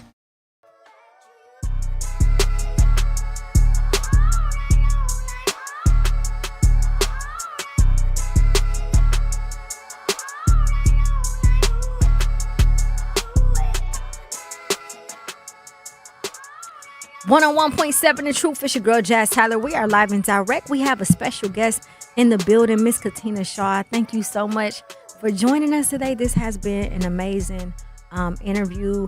I'm glad that Truth Nation and those listening, including myself, that we were able to learn a little bit more about you. Before you joined us, we were talking leadership and Black leadership in particular. And I think it's very important for us to know who's in what role and how they impact the community in these roles. And one of the things that I just would love for you to touch on, or any advice you may have for any young ladies, especially those who may be Black young ladies who are in this arena, who do events or who do nonprofit work, that may feel discouraged because we know sometimes it's not enough space, or you have to put in so much work to get to wherever it is you need to go. What advice do you have for them? I would say my advice is know you belong where you're at, right? I like that.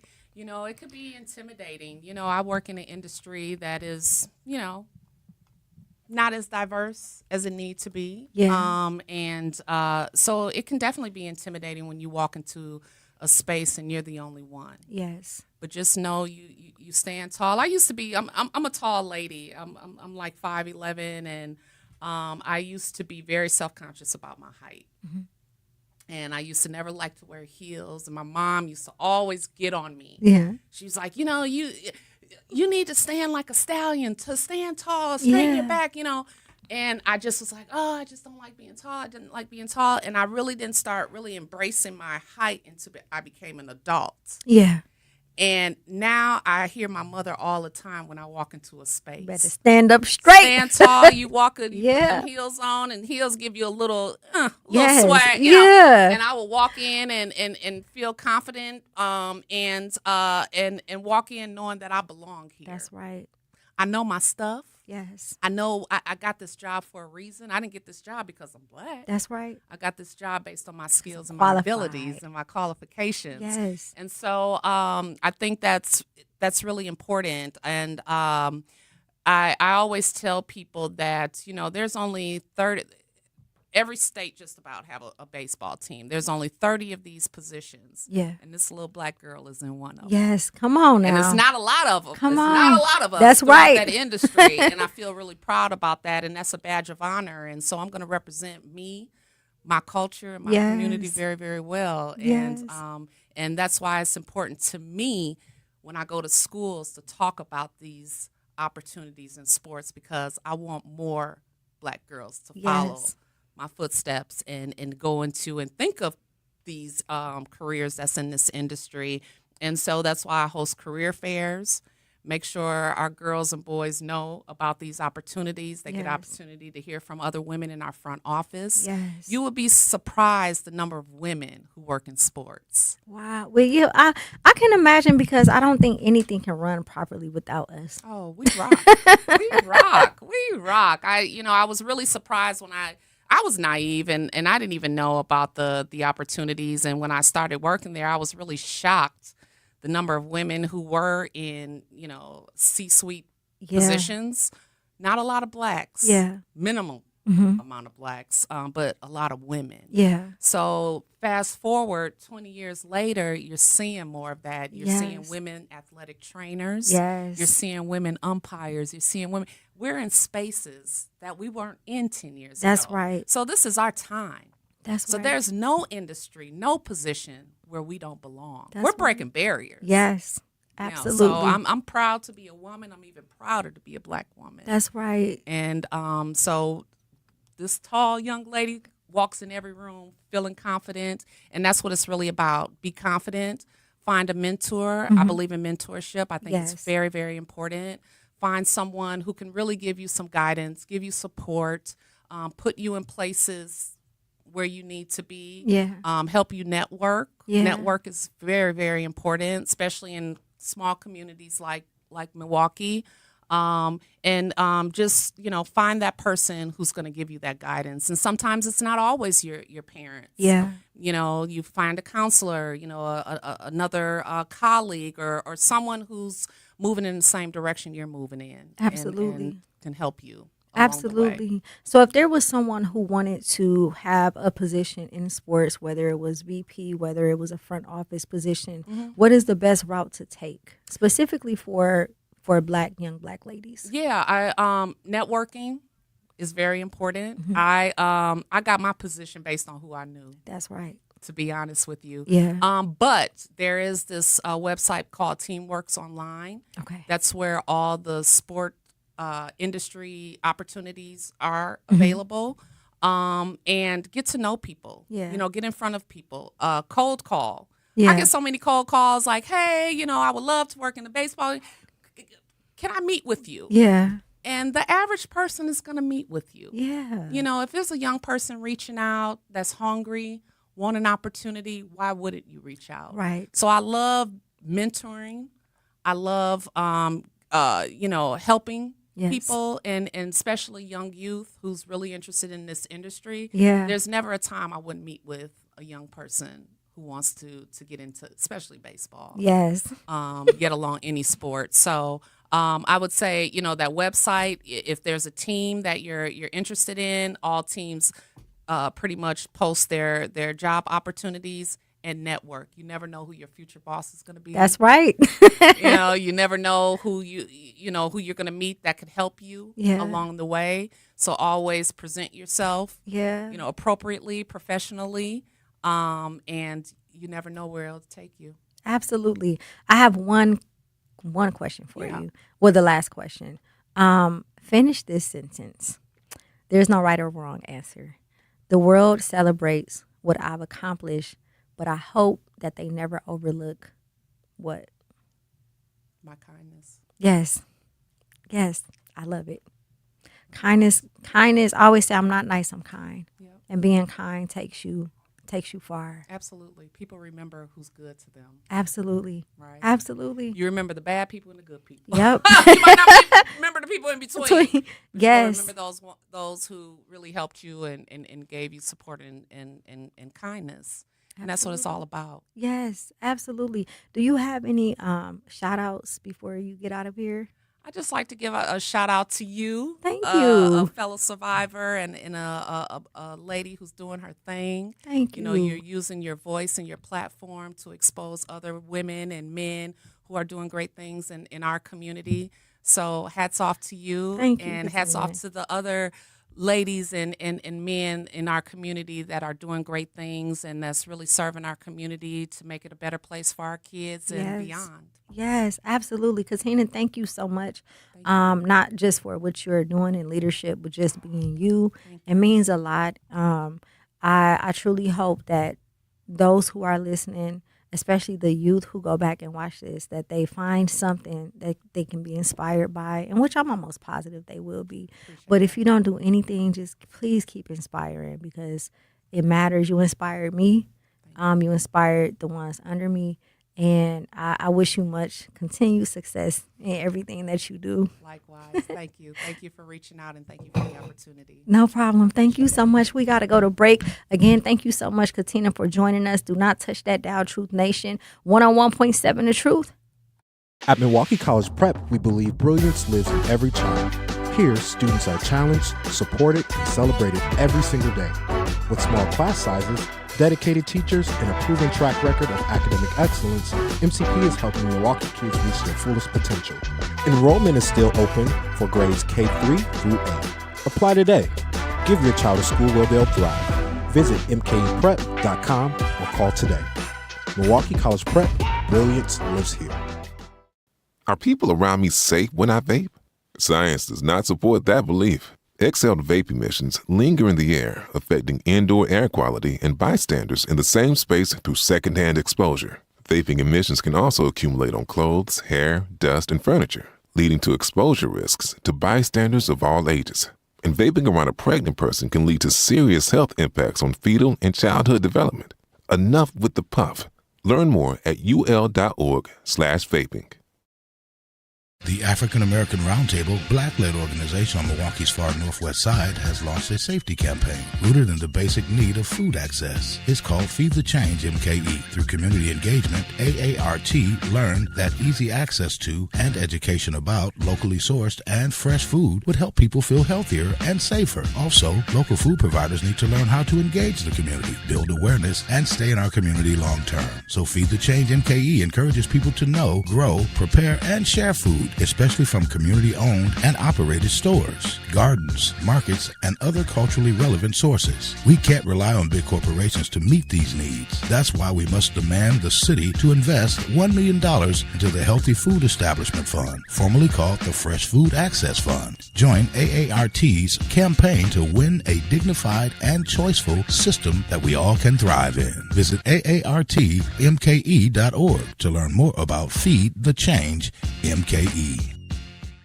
My mom has decided to learn to paint, and she's good.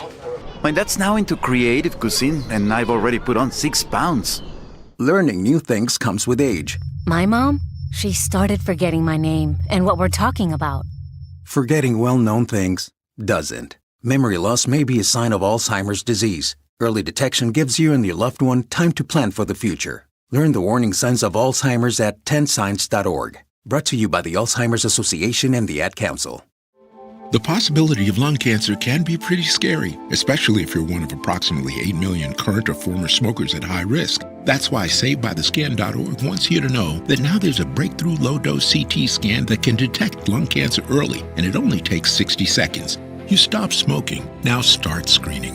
For an easy quiz to see if you're eligible, visit SaveByTheScan.org. It could save your life. SaveByTheScan.org is brought to you by the American Lung Association's Lung Force Initiative and the Ad Council. Reading aloud to children sharpens their listening skills, expands their vocabularies, and nurtures a lifelong love of reading. That's why Reading is Fundamental, the nation's leading children's literacy nonprofit, offers free monthly read-alouds by popular authors through its Rally to Read program. Visit rallytoread.org to watch the read-alouds and discover exciting reading activities for school and home. Visit rallytoread.org today.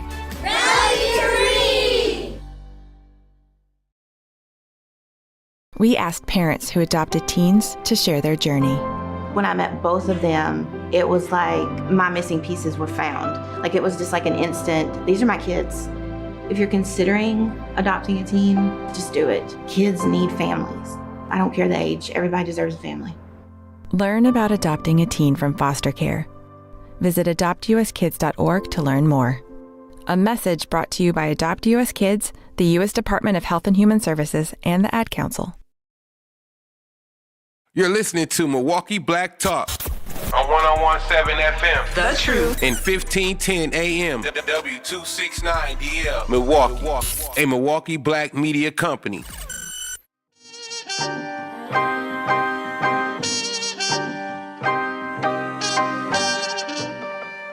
101.7 The Truth. It's your girl Jazz Tyler. We are live and direct at the American Family Insurance Studio in the beautiful heart of downtown Milwaukee. Get ready. 101.7 The Truth Family Fest is back. Join us Saturday, August 22nd from 11 a.m. to 2 p.m. at Riverside University High School for free back-to-school resources, live entertainment, family activities, and community fun. Vendors and sponsors can reserve a spot by emailing Sierra, CIERRA .brown@MilwaukeeBlackMedia.com. Proudly sponsored by Educators Credit Union, Gruber Law Offices, and American Family Insurance. Truth Nation, it has been an incredible day today. We got the opportunity to talk about Black leadership and actually talk to someone who is in a Black leadership role, Miss Katina Shaw, who happens to be the Vice President of Community Relations with the Milwaukee Brewers. Man, what an incredible woman. What an incredible human being. She's faced many challenges similar to myself, a cancer survivor, born and raised in the inner city of Milwaukee, and just striving and making her way through her position as being one of the few Black women in a position like that throughout the city of Milwaukee. Again, thank you so much, Katina, for joining us. I truly appreciate it. So as we head into this last hour, again, during our first hour, we asked whether Black leadership in Milwaukee is meeting the needs of the community it serves. During our second hour, Katina Shaw reminded us that leadership isn't just about position, it's about purpose, sacrifice, and service. But now, Truth Nation, I want to ask you a question. Now what? Because it's easy to identify problems. It's harder to build solutions. If we are asking our leaders to do better, then tonight we also have to ask ourselves, What kind of community are we helping to build? So here's a question I've been thinking about. Every time our community faces another challenge, we ask, where are our leaders? But today I want to flip that question. This hour, I want to flip that question. Where are we? Leadership matters, but communities are transformed by leaders alone, aren't transformed by leaders alone. They're transformed when leaders and citizens move together.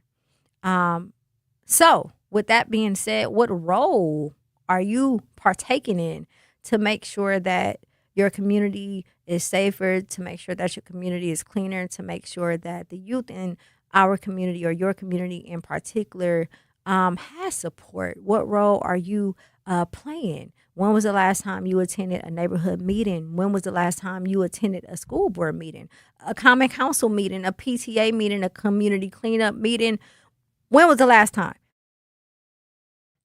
And don't get me wrong, I understand that we all have work, we all have lives, we have things, bills, family that we have to take care of. But again, I always refer to Autumn Cosby because I see what she does. And I'm going to use this as an example, a prime example. Every time there is a committee meeting with Common Council, she goes to her social media and she posts the agenda on her social media page, as well as the link for you to click on the link and watch it live.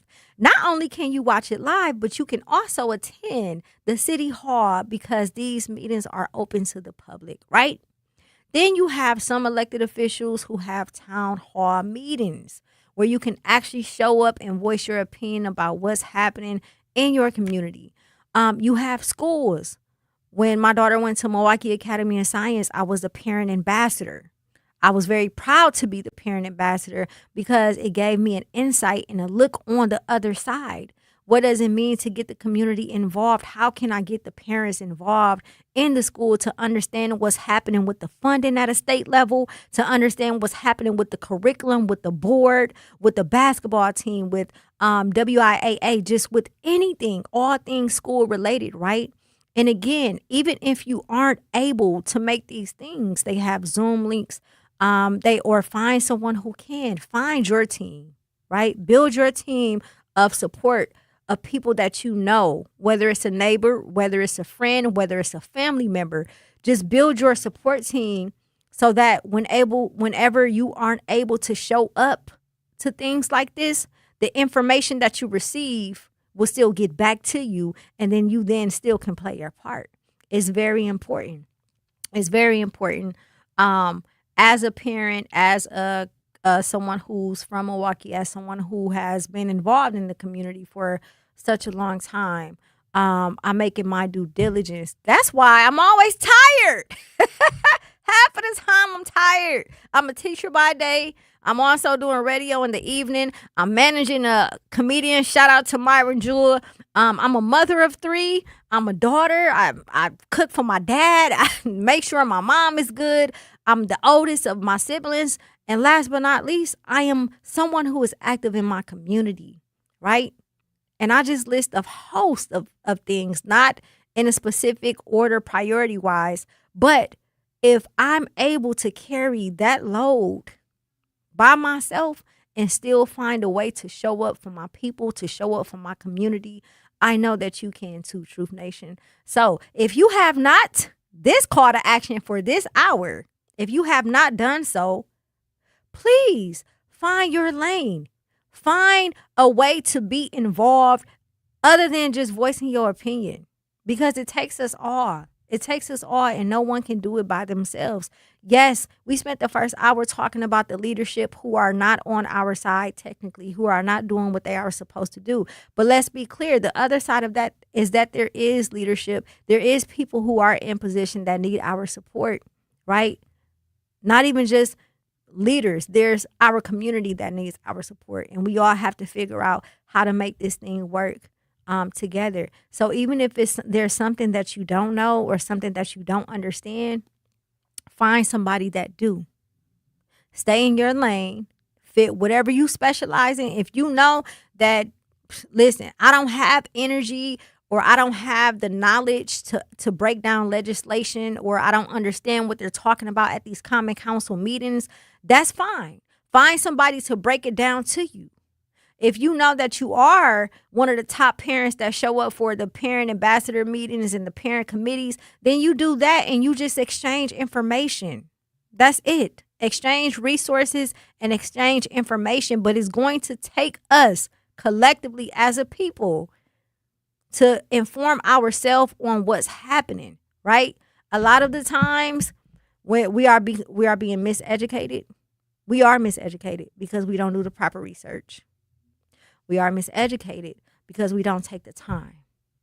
So we have to play our part as well. We can't solely blame it on the leadership. We can't solely blame it on the politicians. We can't solely blame it on the people who are running these institutions. We have to take the time ourselves to research and fully understand what is happening so that we can play our part as well. And I feel like that's not just one woman responsibility or a one man responsibility. That's all of our responsibility collectively, because we have to live here. And most importantly, if you're similar to me, I don't depend on the government or the system for every single thing. I don't. It's impossible to, because they're going to fail you and let you down every time. Do they have a due diligence? Absolutely. But I also have a part in the role that I play as well. You understand what I'm saying? I have a part in making sure that I don't have to clean up the whole block, but I can start with cleaning up my yard, right? I don't have to go to the common council meetings, but I can make a call and ask what happened and then go back and watch the tape and relay that information to somebody who may be dealing with whatever it is that they're dealing with. There's a lot of people who are business owners that come from the inner city of Milwaukee who have businesses but may not understand how the licensing process works, or they may not understand, how the common council works overall, right? These are people, if you have that information, give it to them. At the end of the day, whatever it is that you are lacking in, someone else has that information. And if you are capable of understanding this information yourself, then do the research. But we all have to play a part. We can't make any excuses anymore. We all have to play our part in this community, not just for ourselves, but for our elders and for the youth. Those who are in their late 30s and in their 40s, guess what? It's us now. Even the ones in the 50s. It's us.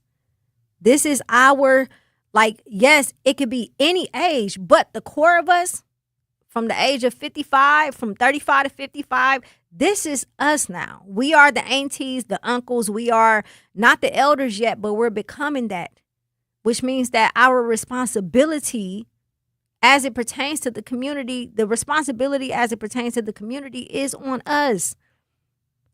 And the more we keep blaming the younger generation for what they're doing, the more we're actually just showing a reflection of ourselves, the lack of leadership we've given the youth in the community.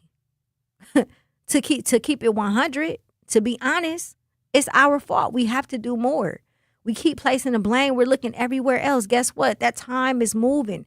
Time is ticking. Time is moving. The elders are transitioning. They're not in a position to where they can do what they used to do, which means that we have to step up to the plate. And whether you want to or not, that is the reality. And if you're not going to do something, get out of the way. Don't sit and complain every single day online. Don't call in. Don't have, just this mind frame that we got to talk about it all the time. No, we don't. If you're not going to match your actions with your words, get out of the way, because we have work to do, right? We have a lot of work to do. Truth Nation, I want to hear from you. When we come back from commercial break, I want to talk about whether we are preparing the next generation to lead, or are we simply asking them to survive? It's your girl, Jazz Tyler, 101.7 The Truth. Not completing high school is more of a social thing than it was an academic thing. Even though all these years have passed, I still had that longing to have my diploma. At age 30, Carissa finished her high school diploma. If you're even considering getting your high school diploma, you can do it. No one gets a diploma alone. If you're thinking of finishing your high school diploma, you have help. Find free adult education classes near you at finishyourdiploma.org. That's finishyourdiploma.org. Brought to you by the Dollar General Literacy Foundation and the Ad Council. Hear that? That's the sound of your life. Perfectly imperfect. Beating in rhythm to the world you've created. But every time you drive after drinking, the music gets drowned out. Your life sounds pretty great. Don't let a buzz ruin it. Buzz driving is drunk driving. Don't drive buzzed. A message from NHTSA and the Ad Council. Doctors Without Borders is delivering life-saving medical care where it's needed most in communities around the world. From bandaging war-wounded patients in Sudan to providing clean drinking water in Haiti, we're in more than 70 countries worldwide, bringing patients from sick to recovering, from emergency to aid, from crisis to care. This life-saving care is made possible by a global movement of supporters like you. Thank you.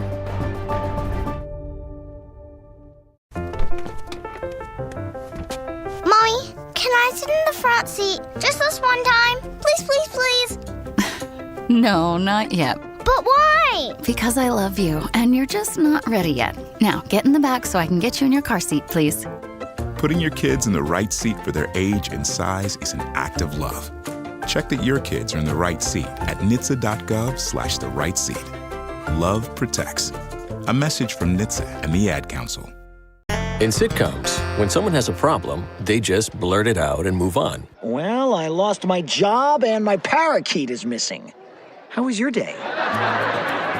But the real world is different. Managing life's challenges can be overwhelming. So, what do? We get support.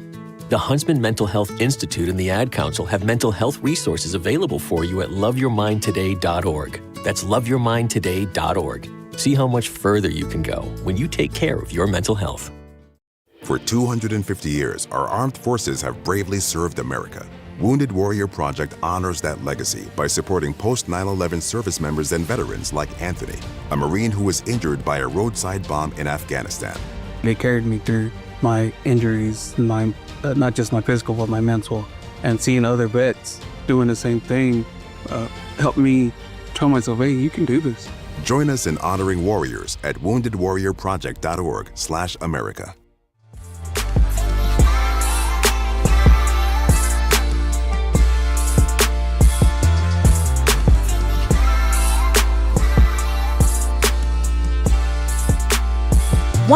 .7 The Truth. It's your girl Jazz Tyler. We are live and direct at the American Family Insurance Studio in the beautiful heart of downtown Milwaukee. Looking to discover and support local businesses in our community? Then make sure you tune in every Friday at 8 a.m. to The Truth in the Morning with Homer Blow and Bailey Coleman for What the Business Is, powered by We Energies. Each week, you will hear from local business owners as they share what their business is, where they are located, and one valuable lesson they've learned along the way. We Energies is proud to help power local businesses in the communities they serve. Don't miss What the Business Is every Friday at 8 a.m. only on Truth in the Morning with Homer Blow and Bailey Coleman. Powered by We Energies, delivering the energy that powers local businesses. Truth Nation, what's the word? We had an amazing conversation today about Black leadership. We had a conversation with the Vice President of Community Relations, Ms. Katina Shaw, and now we are talking about accountability as it pertains to us, the people, right? How do we meet the leaders halfway? How do we meet the people in these positions halfway? And before we went to break, I was diving into the next generation about whether or not we are preparing them to lead, or are we asking them just to survive? As I reflect, and again, this is self-accountability, as I reflect and I take a look back at everything that has happened, all of the leaders we have had and all of the leaders that we currently had, it dawned on me that people ages 35 through 55, we are now the people who are in position to lead. Our elders are transitioning. Our elders are no longer in the positions to lead. And all we do is blame the one under us, the generation under us. And when I look at their behavior, I see a reflection of us. Not to say that that means all of them. It is aimed at all of them. But we are not doing our part. period. We don't want to be bothered with them. We don't want to, have anything to do with them because how we're acting. But guess what? Those are the same youth that have to take care of us when we become elders. And at the route we're going, if we don't stand up and do something, it's going to be a wrap for all of us. I'm telling you, at some point, we have to step into these leadership roles. And again, let's be clear. It's not always easy because there's people who are still in their leadership roles who do not look forward to allowing someone else to step into those roles. And we understand that. But wherever we get, we got to get in where we fit in. Wherever we fit in, we have to step up and step forward. We have a caller on the line. Brother Love, are you there? Brother Love, are you there? Yes. Can you hear me? Yes, I can hear you. Thank you so much for tapping in with us today. How are you? Oh, I'm feeling real good. Thank God for that circle of healing. How could I join that circle of healing, girl? Listen, my circle of like healing that. starts from the top down, from the creator on down. That's right. And that goes right on into what I was saying, what I wanted to say. I went to church Sunday. And when I went to church and those beautiful young ladies was there, and I was there, and I heard some girls whisper, "Girl, look at that little broke ass YN or something." But then I was sitting down, I was sort of put my little $2 in the offering plate, and then this lady, she was behind me, and she had 2 offers in her hand. She was like, "Here, brother." I was like, "What's this?" She was like, "That's for you. This other one going up there to him." I was like, "Oh, thank you, sister." So that's leadership to me. Yes. You know what I'm saying? So she, you know what I'm saying? And that's why, it's cool for the pastor and the bishops to preach tithes and offerings, but at least have some type of investment there for for people too. So, and she did that, and that was a blessing. I needed. My license was going to get turned off, and boom. You know what I'm saying? I'm good. So the women in church, secular, is standing up, and I think the women have succeeded and surpassed men in leadership. Let's talk about it. Thank you, brother Love. Thank you so much. When I say brother Love, what is that? Is that Martin? It reminds me of a TV show. No, that's Bernal Hill. But it reminds me. That's Buddy Love from Buddy Love, the Nutty Professor. Yeah. But no, to your point, I think that I don't necessarily know what women have surpassed men, but I do feel that there has been such a huge, significant increase in women in leadership who are doing an amazing job when it comes to leading. And one of the things that Katina said that stuck with me was the importance of opening doors. She mentioned that her former boss, I hate that word, her former manager was someone who took her under his wings and was showing her the ropes and introducing her to people. And all along, she thought he was just being kind. But really, he was molding her to take his position. So he seen something inside of her that said, you know what? It's time for me to step back. I need to look elsewhere. I have another opportunity here. And I want to train her up because I feel like she has what it takes. I feel like that's something that we lack. And the reason why I say that is because it's not that there aren't people who aren't being brought up in positions or being molded to take these leadership positions. I don't know if it's necessarily the right people, and again, it is who you know and not what you know.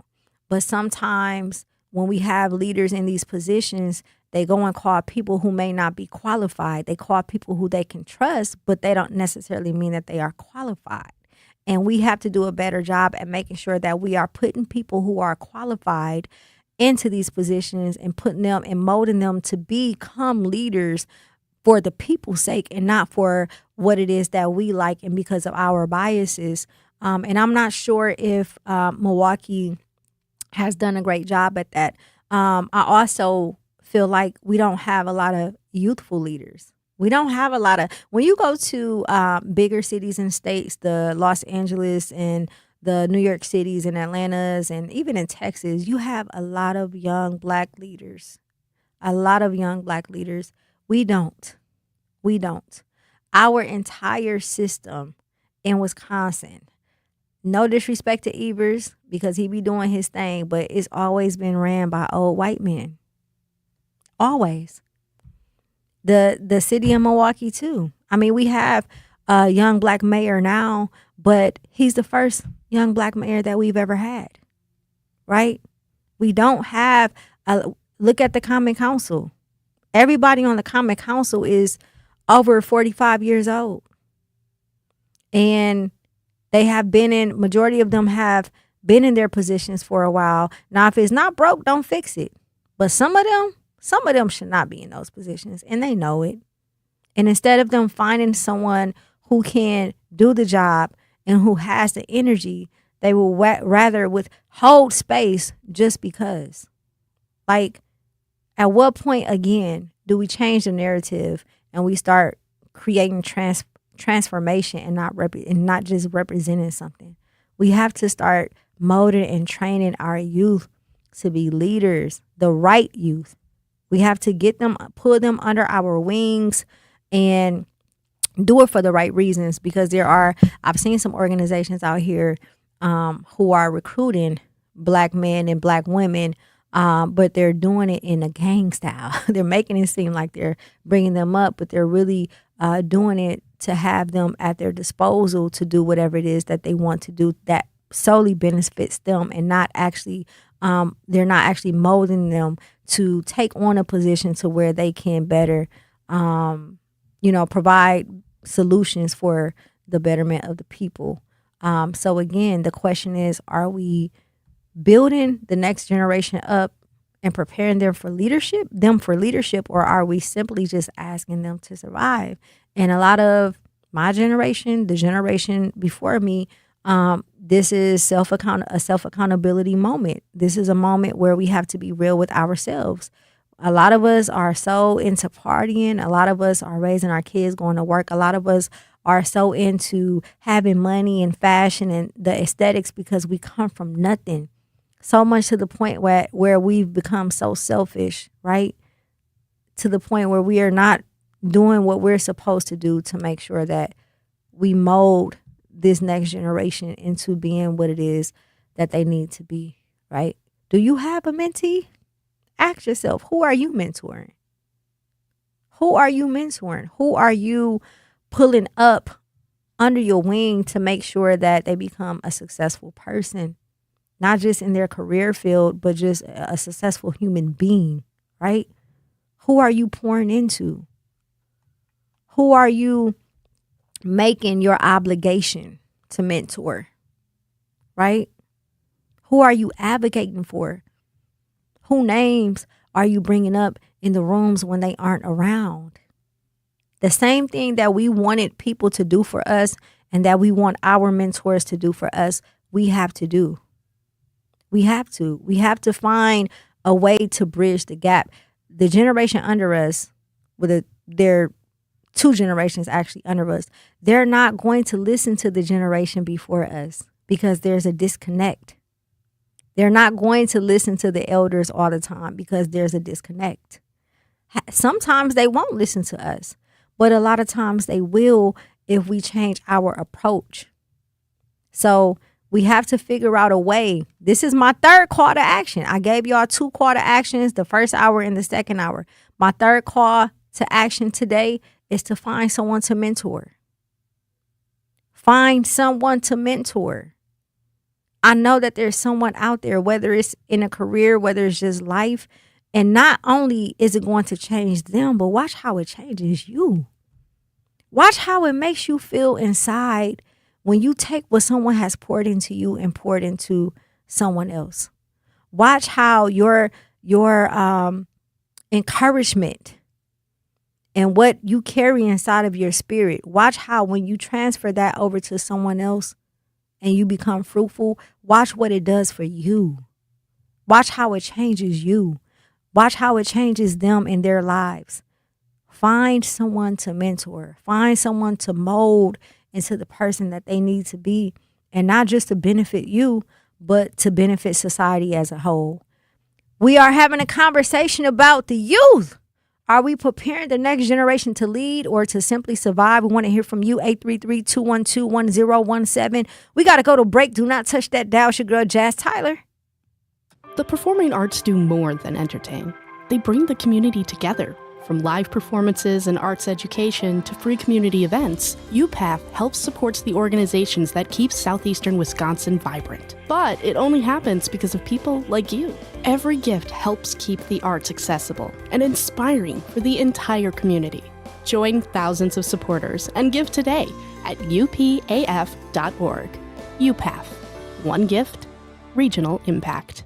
In the United States, a vehicle is stolen every 31 seconds. About as long as this message. Luckily, you can take a few easy steps to protect your car in the same amount of time. Remove your valuables, roll up your windows, don't leave your car running unattended, lock your doors, and take your keys or fob. If you have information about a crime, call the police. If you suspect insurance fraud, also call 800-TEL-NICB. A public service message from the National Insurance Crime Bureau. I always had to be so good, no one could ignore me. Carve my path with data and drive.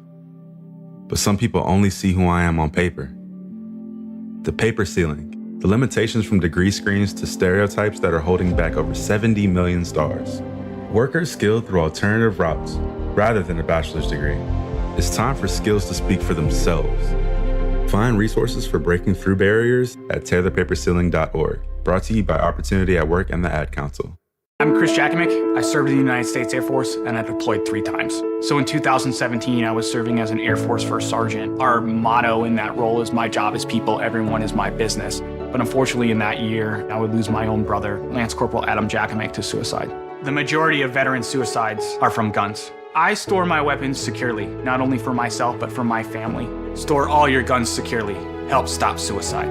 My service never stops. Brought to you by End Family Fire and the Ad Council. And here's Heather with the weather. Well, it's beautiful out there, sunny and 75, almost a little chilly in the shade. Now, let's get a read on the inside of your car. It is hot. You've only been parked a short time and it's already 99 degrees in there. Let's not leave children in the back seat while running errands. It only takes a few minutes for their body temperatures to rise, and that could be fatal. Cars get hot, fast, and can be deadly. Never leave a child in a car. A message from NHTSA and the Ad Council. Babes, what are you doing? What? I'm just mowing the lawn. No, it's blazing hot and dry out here. Don't you remember? Smokey Bear says. Avoid using power equipment when it's windy or dry. Where'd you learn this? Oh, it's on SmokeyBear.com with many other wildfire prevention tips. Right. Thanks, honey bear. 'Cause remember, only you can prevent wildfires. Brought to you by the USDA Forest Service, your state forester, and the Ad Council. I had a dream I could buy my way to heaven. When I awoke, I spent that on a necklace. I told God I'll be back in a second. Man, it's so hard not to act reckless. 101.7 The Truth. It's your girl, Jazz Tyler. We are live and direct at the American Family Insurance Studio in the beautiful heart of downtown Milwaukee. Before I went to break, I had my third call of action. I've been hitting y'all with call to actions all day, but it's needed.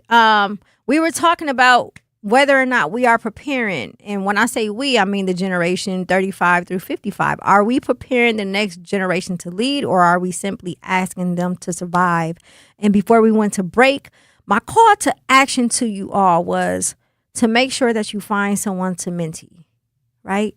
Find someone to mentee and watch how it changes your life. We all are natural teachers.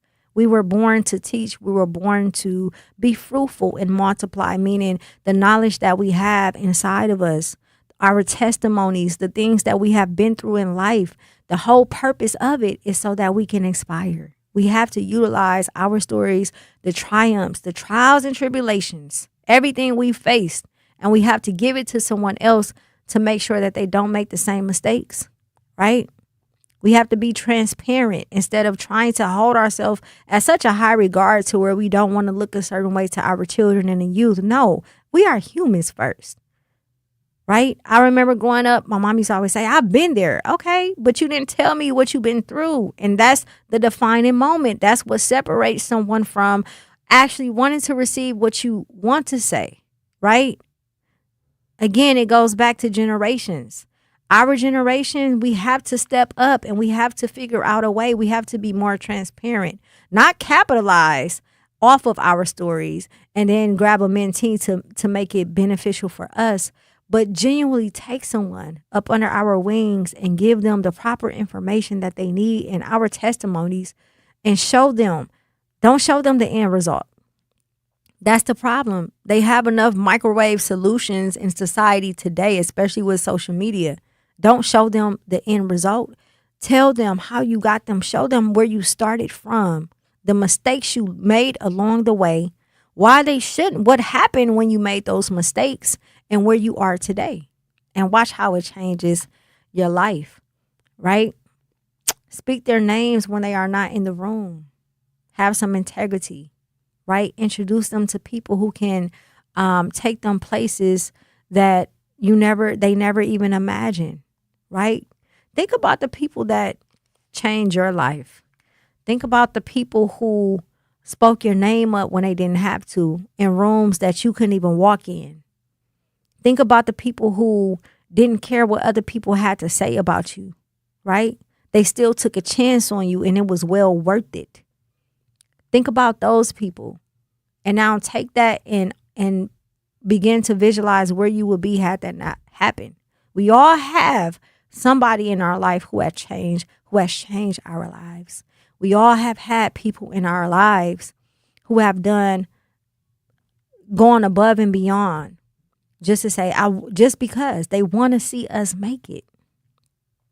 We all have those people and we all have had those people. Now it's time for us to be those people. Now it's time for us to stop talking about it and be it. We have to be what we had. We don't have a lot of people doing it. And again, you don't have to be a politician. You don't have to be a teacher. You don't have to be rich. You don't have to be an entertainer. You simply just have to be a great human being. Now, I'm not saying this for the people out there doing whatever it is that they're doing that they ain't got no business doing. But for those who are actually living a life worth, having when it comes to being successful as a successful husband or wife, a successful brother or sister, a successful human being, a successful, business owner. Show those people, the youth, grab a mentee and show them how to do that. Shout out to the chat. Mild the Elephant says, question for you, Jazz. How can one be led if there is no will to follow? There is. I don't necessarily think that they don't want to follow. I think that they're just tired of, and I'm talking about the younger generations. I think they're just tired of people trying to tell them to do it their way. When we're living in a society where things have changed, right? When you look at every generation, everything changed. They didn't like hip hop when it first came out. They didn't like, the secular R&B when that first came out either. It's a lot of stuff about our culture that they did not like initially, and it ended up being a game changer later on to the point where the previous generation had to respect it because it was something different. So every time we revolutionize something, the generation prior doesn't necessarily like it, and the generation after don't necessarily want to accept it or receive it. But at the end, whatever it is that they have to give to them. But at the end of the day, it doesn't mean that we stop, because even if it's one person that we reach, we've done our job. We just have to try and reach someone. We have to, right? And again, we've all been there. We've all made mistakes. We've all, been in situations, or we've been teenagers, young adults, where we didn't necessarily want to listen to people. But I guess the better answer would be ask yourself at that age, in that moment, why didn't you want to listen to anyone? Why weren't you receptive to what someone older than you had to say to you, right? I was just having this conversation with a friend yesterday about how it's so difficult for a lot of youth and a lot of the younger generation to receive information, because when they look at the person that's giving it to them, they don't see what they're talking. If your life is in shambles and you are I used to have type of person, they're not going to take heed to you, right? They want it to come from someone that they can relate to. They want it to come from someone who they feel they can trust. And I do believe that there are a lot of the younger generation that do want help. They do want assistance. They just want to do it their way. They don't want, we're living in a different time. They don't want to constantly hear about how things used to be and how they should be, which means we have to meet them halfway. So again, my last call to action for you all is to find someone to mentor, right? Even if it's not today, just take a step back and think about some youth, some young adults, someone that's 10 years younger than you, and don't necessarily lean towards the people who don't need the help the most. Lean towards those who may need help more than others, those who may feel like giving up at times, those who don't have anyone, right? Every day we are supposed to be learning. Every day we have another chance to be a better human being than we were yesterday. And that's all that matters. So don't hold them to who they used to be or who they were, but hold them to who they are in this moment and try and visualize who it is that they could be with the information that you're able to give them. It's a very, very notable act. And it's something that I feel like if majority of us did it instead of trying to do it at such a large level, if we did it individually and we just take one person and we mentor them, you will see a ripple effect and you will see things starting to change. But again, not saying that a lot of the mentors who are older are necessarily the people, because there's some old fools out here too. I promise you it is. But whoever, if it doesn't apply, let it fly. Whoever is moved and feel the need to, I truly believe that it will make an impact. And all of that comes from what I initially started with before we went to break, which was, are we preparing the next generation for leadership, or are we simply just asking them to survive? I think that we have completely abandoned them.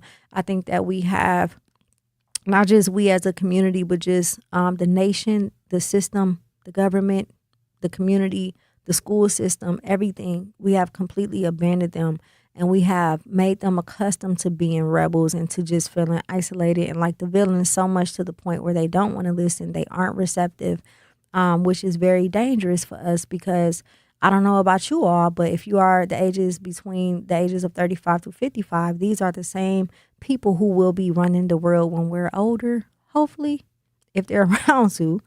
These are the same people who will be in positions and who will be responsible for a lot of what it is that we have to go through when we are in wheelchairs, nursing homes, when we're older, when, just think about that.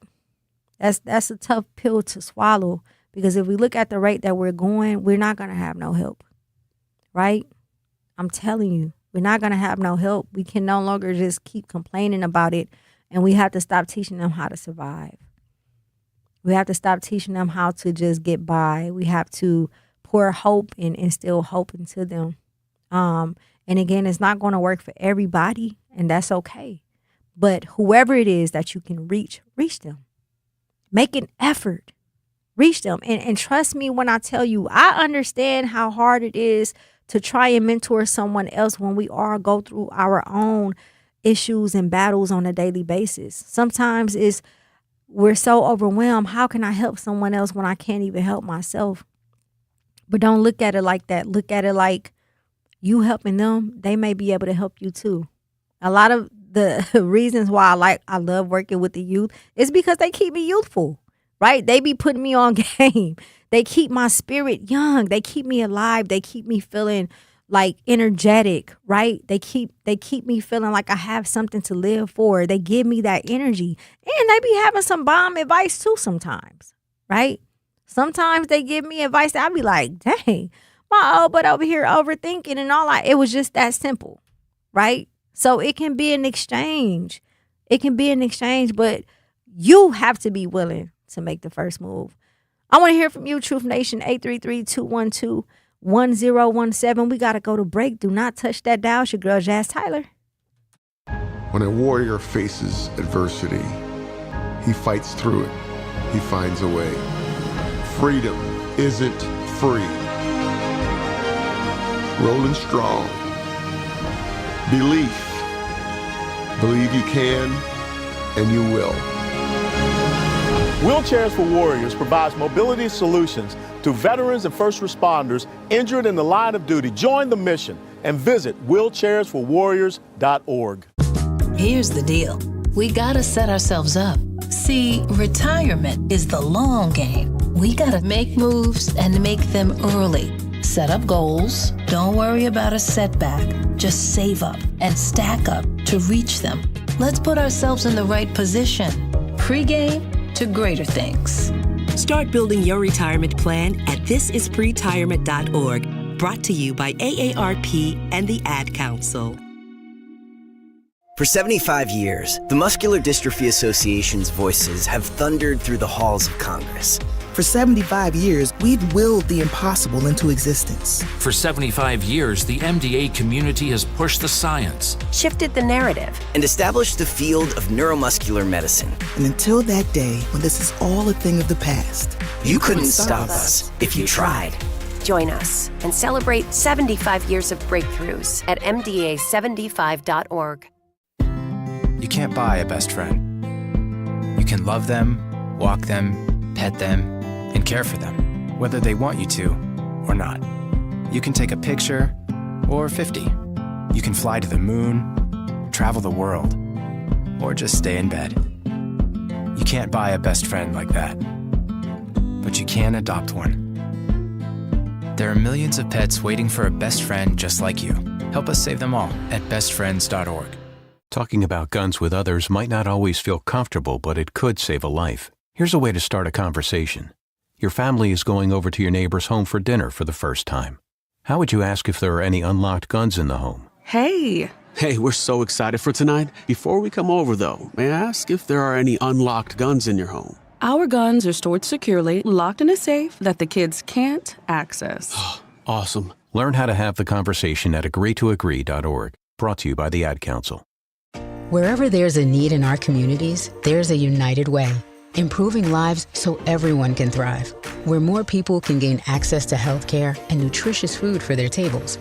Where more community members can benefit from financial education and get connected to local resources for housing support. And where children are given more chances to reach their full potential. Community is where we find our strength and where we share our hope. United is the way. Visit unitedway.org.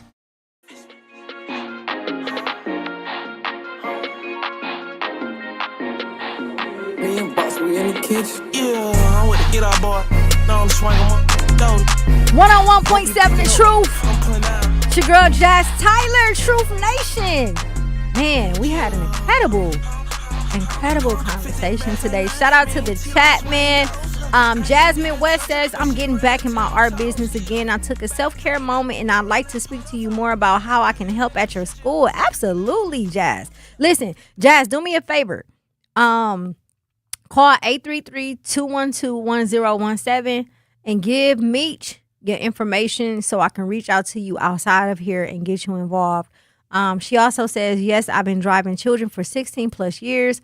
I'm a big old kid, MPS, special needs, powers, and foster care nonverbal. I love them all. Listen, whatever it is, first and foremost, thank you for even making the effort to say, hey, this is what I can contribute, because I'm telling you, we need it, especially the youth. They need it. We all need it. And if there's anybody else who like to assist, please do not be afraid to reach out as well. There's so many different things that we can do to make sure that we all are playing our part, right? To make sure that we all are doing everything that we're supposed to do to make sure that we have an amazing community. Listen, I want to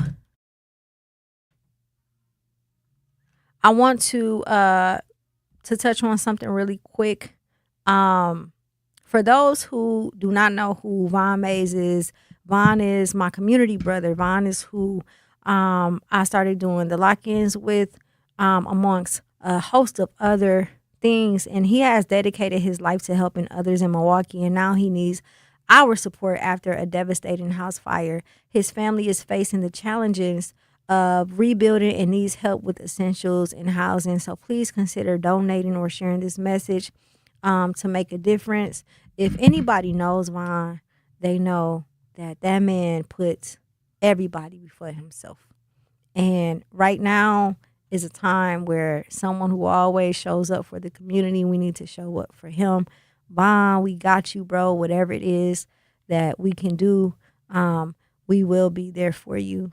Again, whatever you guys can, assist with due to his house fire, please make sure that you reach out and find a way to assist him as well.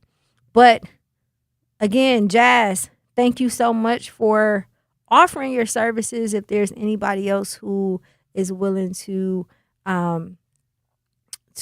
participate in things we have going on at the school or outside of the school, please reach out to us. We would love nothing more than to collaborate with you all. So before we get out of here, we're just gonna touch again on the topic about whether or not we are molding our youth up to be leaders, or if we are just preparing them to survive. And that's a loaded question, a loaded topic, because there are so many different circumstances when it comes to this topic in particular. But again, before we went to break, I just gave you all my last call to action, which was simply find someone to mentor. Even if you feel like you aren't in the best position, it doesn't have to be financially.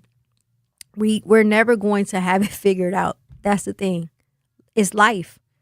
We're never going to have everything figured out. Even when we think we do, we're never going to have anything figured out. Okay? And that's okay. That's completely okay. All you want to do is make sure that you can do what you can do. And that's giving back however it is that you choose to. My ask is to do it in a mentorship way because it's free. It's free of charge. It doesn't cost you anything to mentor someone. It does not. And the more we do individually, the more our society will become a better place. Our communities will be a lot safer, and we'll be able to move around the way that we need to. Right? Better way. It's a lot when it comes to trying to pull in a generation that is fearless, that are rebels, and that doesn't have the same core values that we grew up on. But that's a sacrifice that we all have to make at some point. And I think that if we take the time to make that sacrifice, it will be well worth it. It will be well worth it. So we're talking about the youth, right? Y'all know by day I am a teacher, and I have the absolute pleasure of working with so many talented youth. And I know we played this song a couple of times before, but I really want to shout out. I really want to shout out my students, Torian G, who goes by Do7243, as well as Melinda and Zakira, for a song that they got called Count Me Out, produced by Dev. Also, shout out to the staff at HFCA, Mr. Owens and Bree and Mr. Thompson and Miss Coates and everybody who played Department's bounds of singing the hook to that song as well. We're gonna hop into Count Me Out, man. Shout out to the students at HFCA again. Please, please, please support them and everything that they are doing because they need it. I'm excited to shoot this video and drop this video as well. Let's get into it.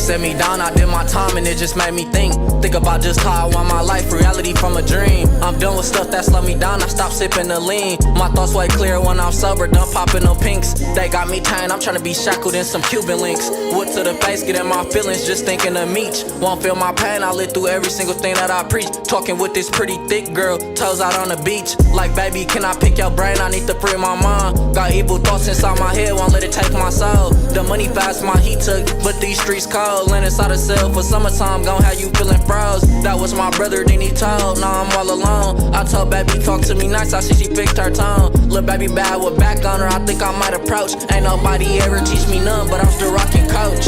They said I wouldn't make it, with my back against the wall. They keep on calling me out. My voice be the changing when it's time to stand tall. They ain't gon' silence me out. Through the hurt and pain, all the tears and my fears, I can never lose my faith.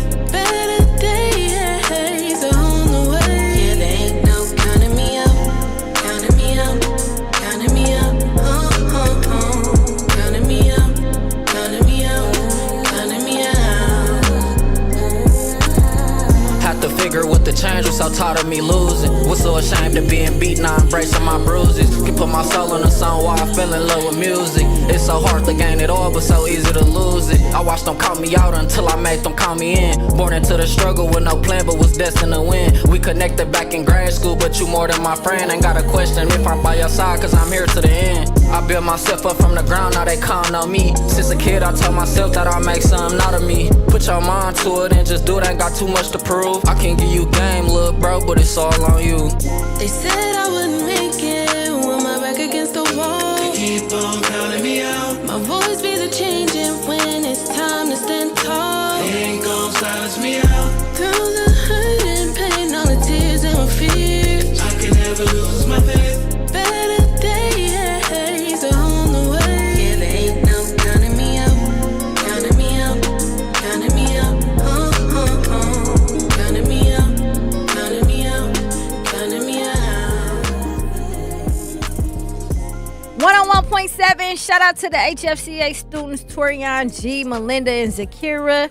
Man, they represented you. Don't count them out, Milwaukee. Again, the last call to action. Find somebody to mentor, man. Get up off your seat. Get up off your... and get out there and play your part in this community. Listen, we had an incredible conversation today. Again, shout out to Miss Katina Shaw, the Vice President of Community Relations with the Milwaukee Brewers. She was our special guest today. But listen, what Tupac said, it's time to go, man. We got to get on up out of here. Make sure y'all have an amazing weekend. Do not forget to like and subscribe to our YouTube channel, as well as follow us on social media. 101.7 The Truth and tap in MKE. Join us tomorrow, 4 p.m. to 7 p.m. and the day after that, and the day after that, and the day after that. Monday through Friday, 4 to 7. Thank y'all so much. We love you, Milwaukee. I never got to check out the scene. Too busy trying to dig a hole in your jeans. Now it seems it's checkout time. Gotta go. Yeah, baby. It's checkout time. Gotta go, nigga. Gotta go. Y'all know what time it is. Come on, man. Get y'all bags, man. Call that bell, motherfucker. Come get it. This nigga, we out this seat.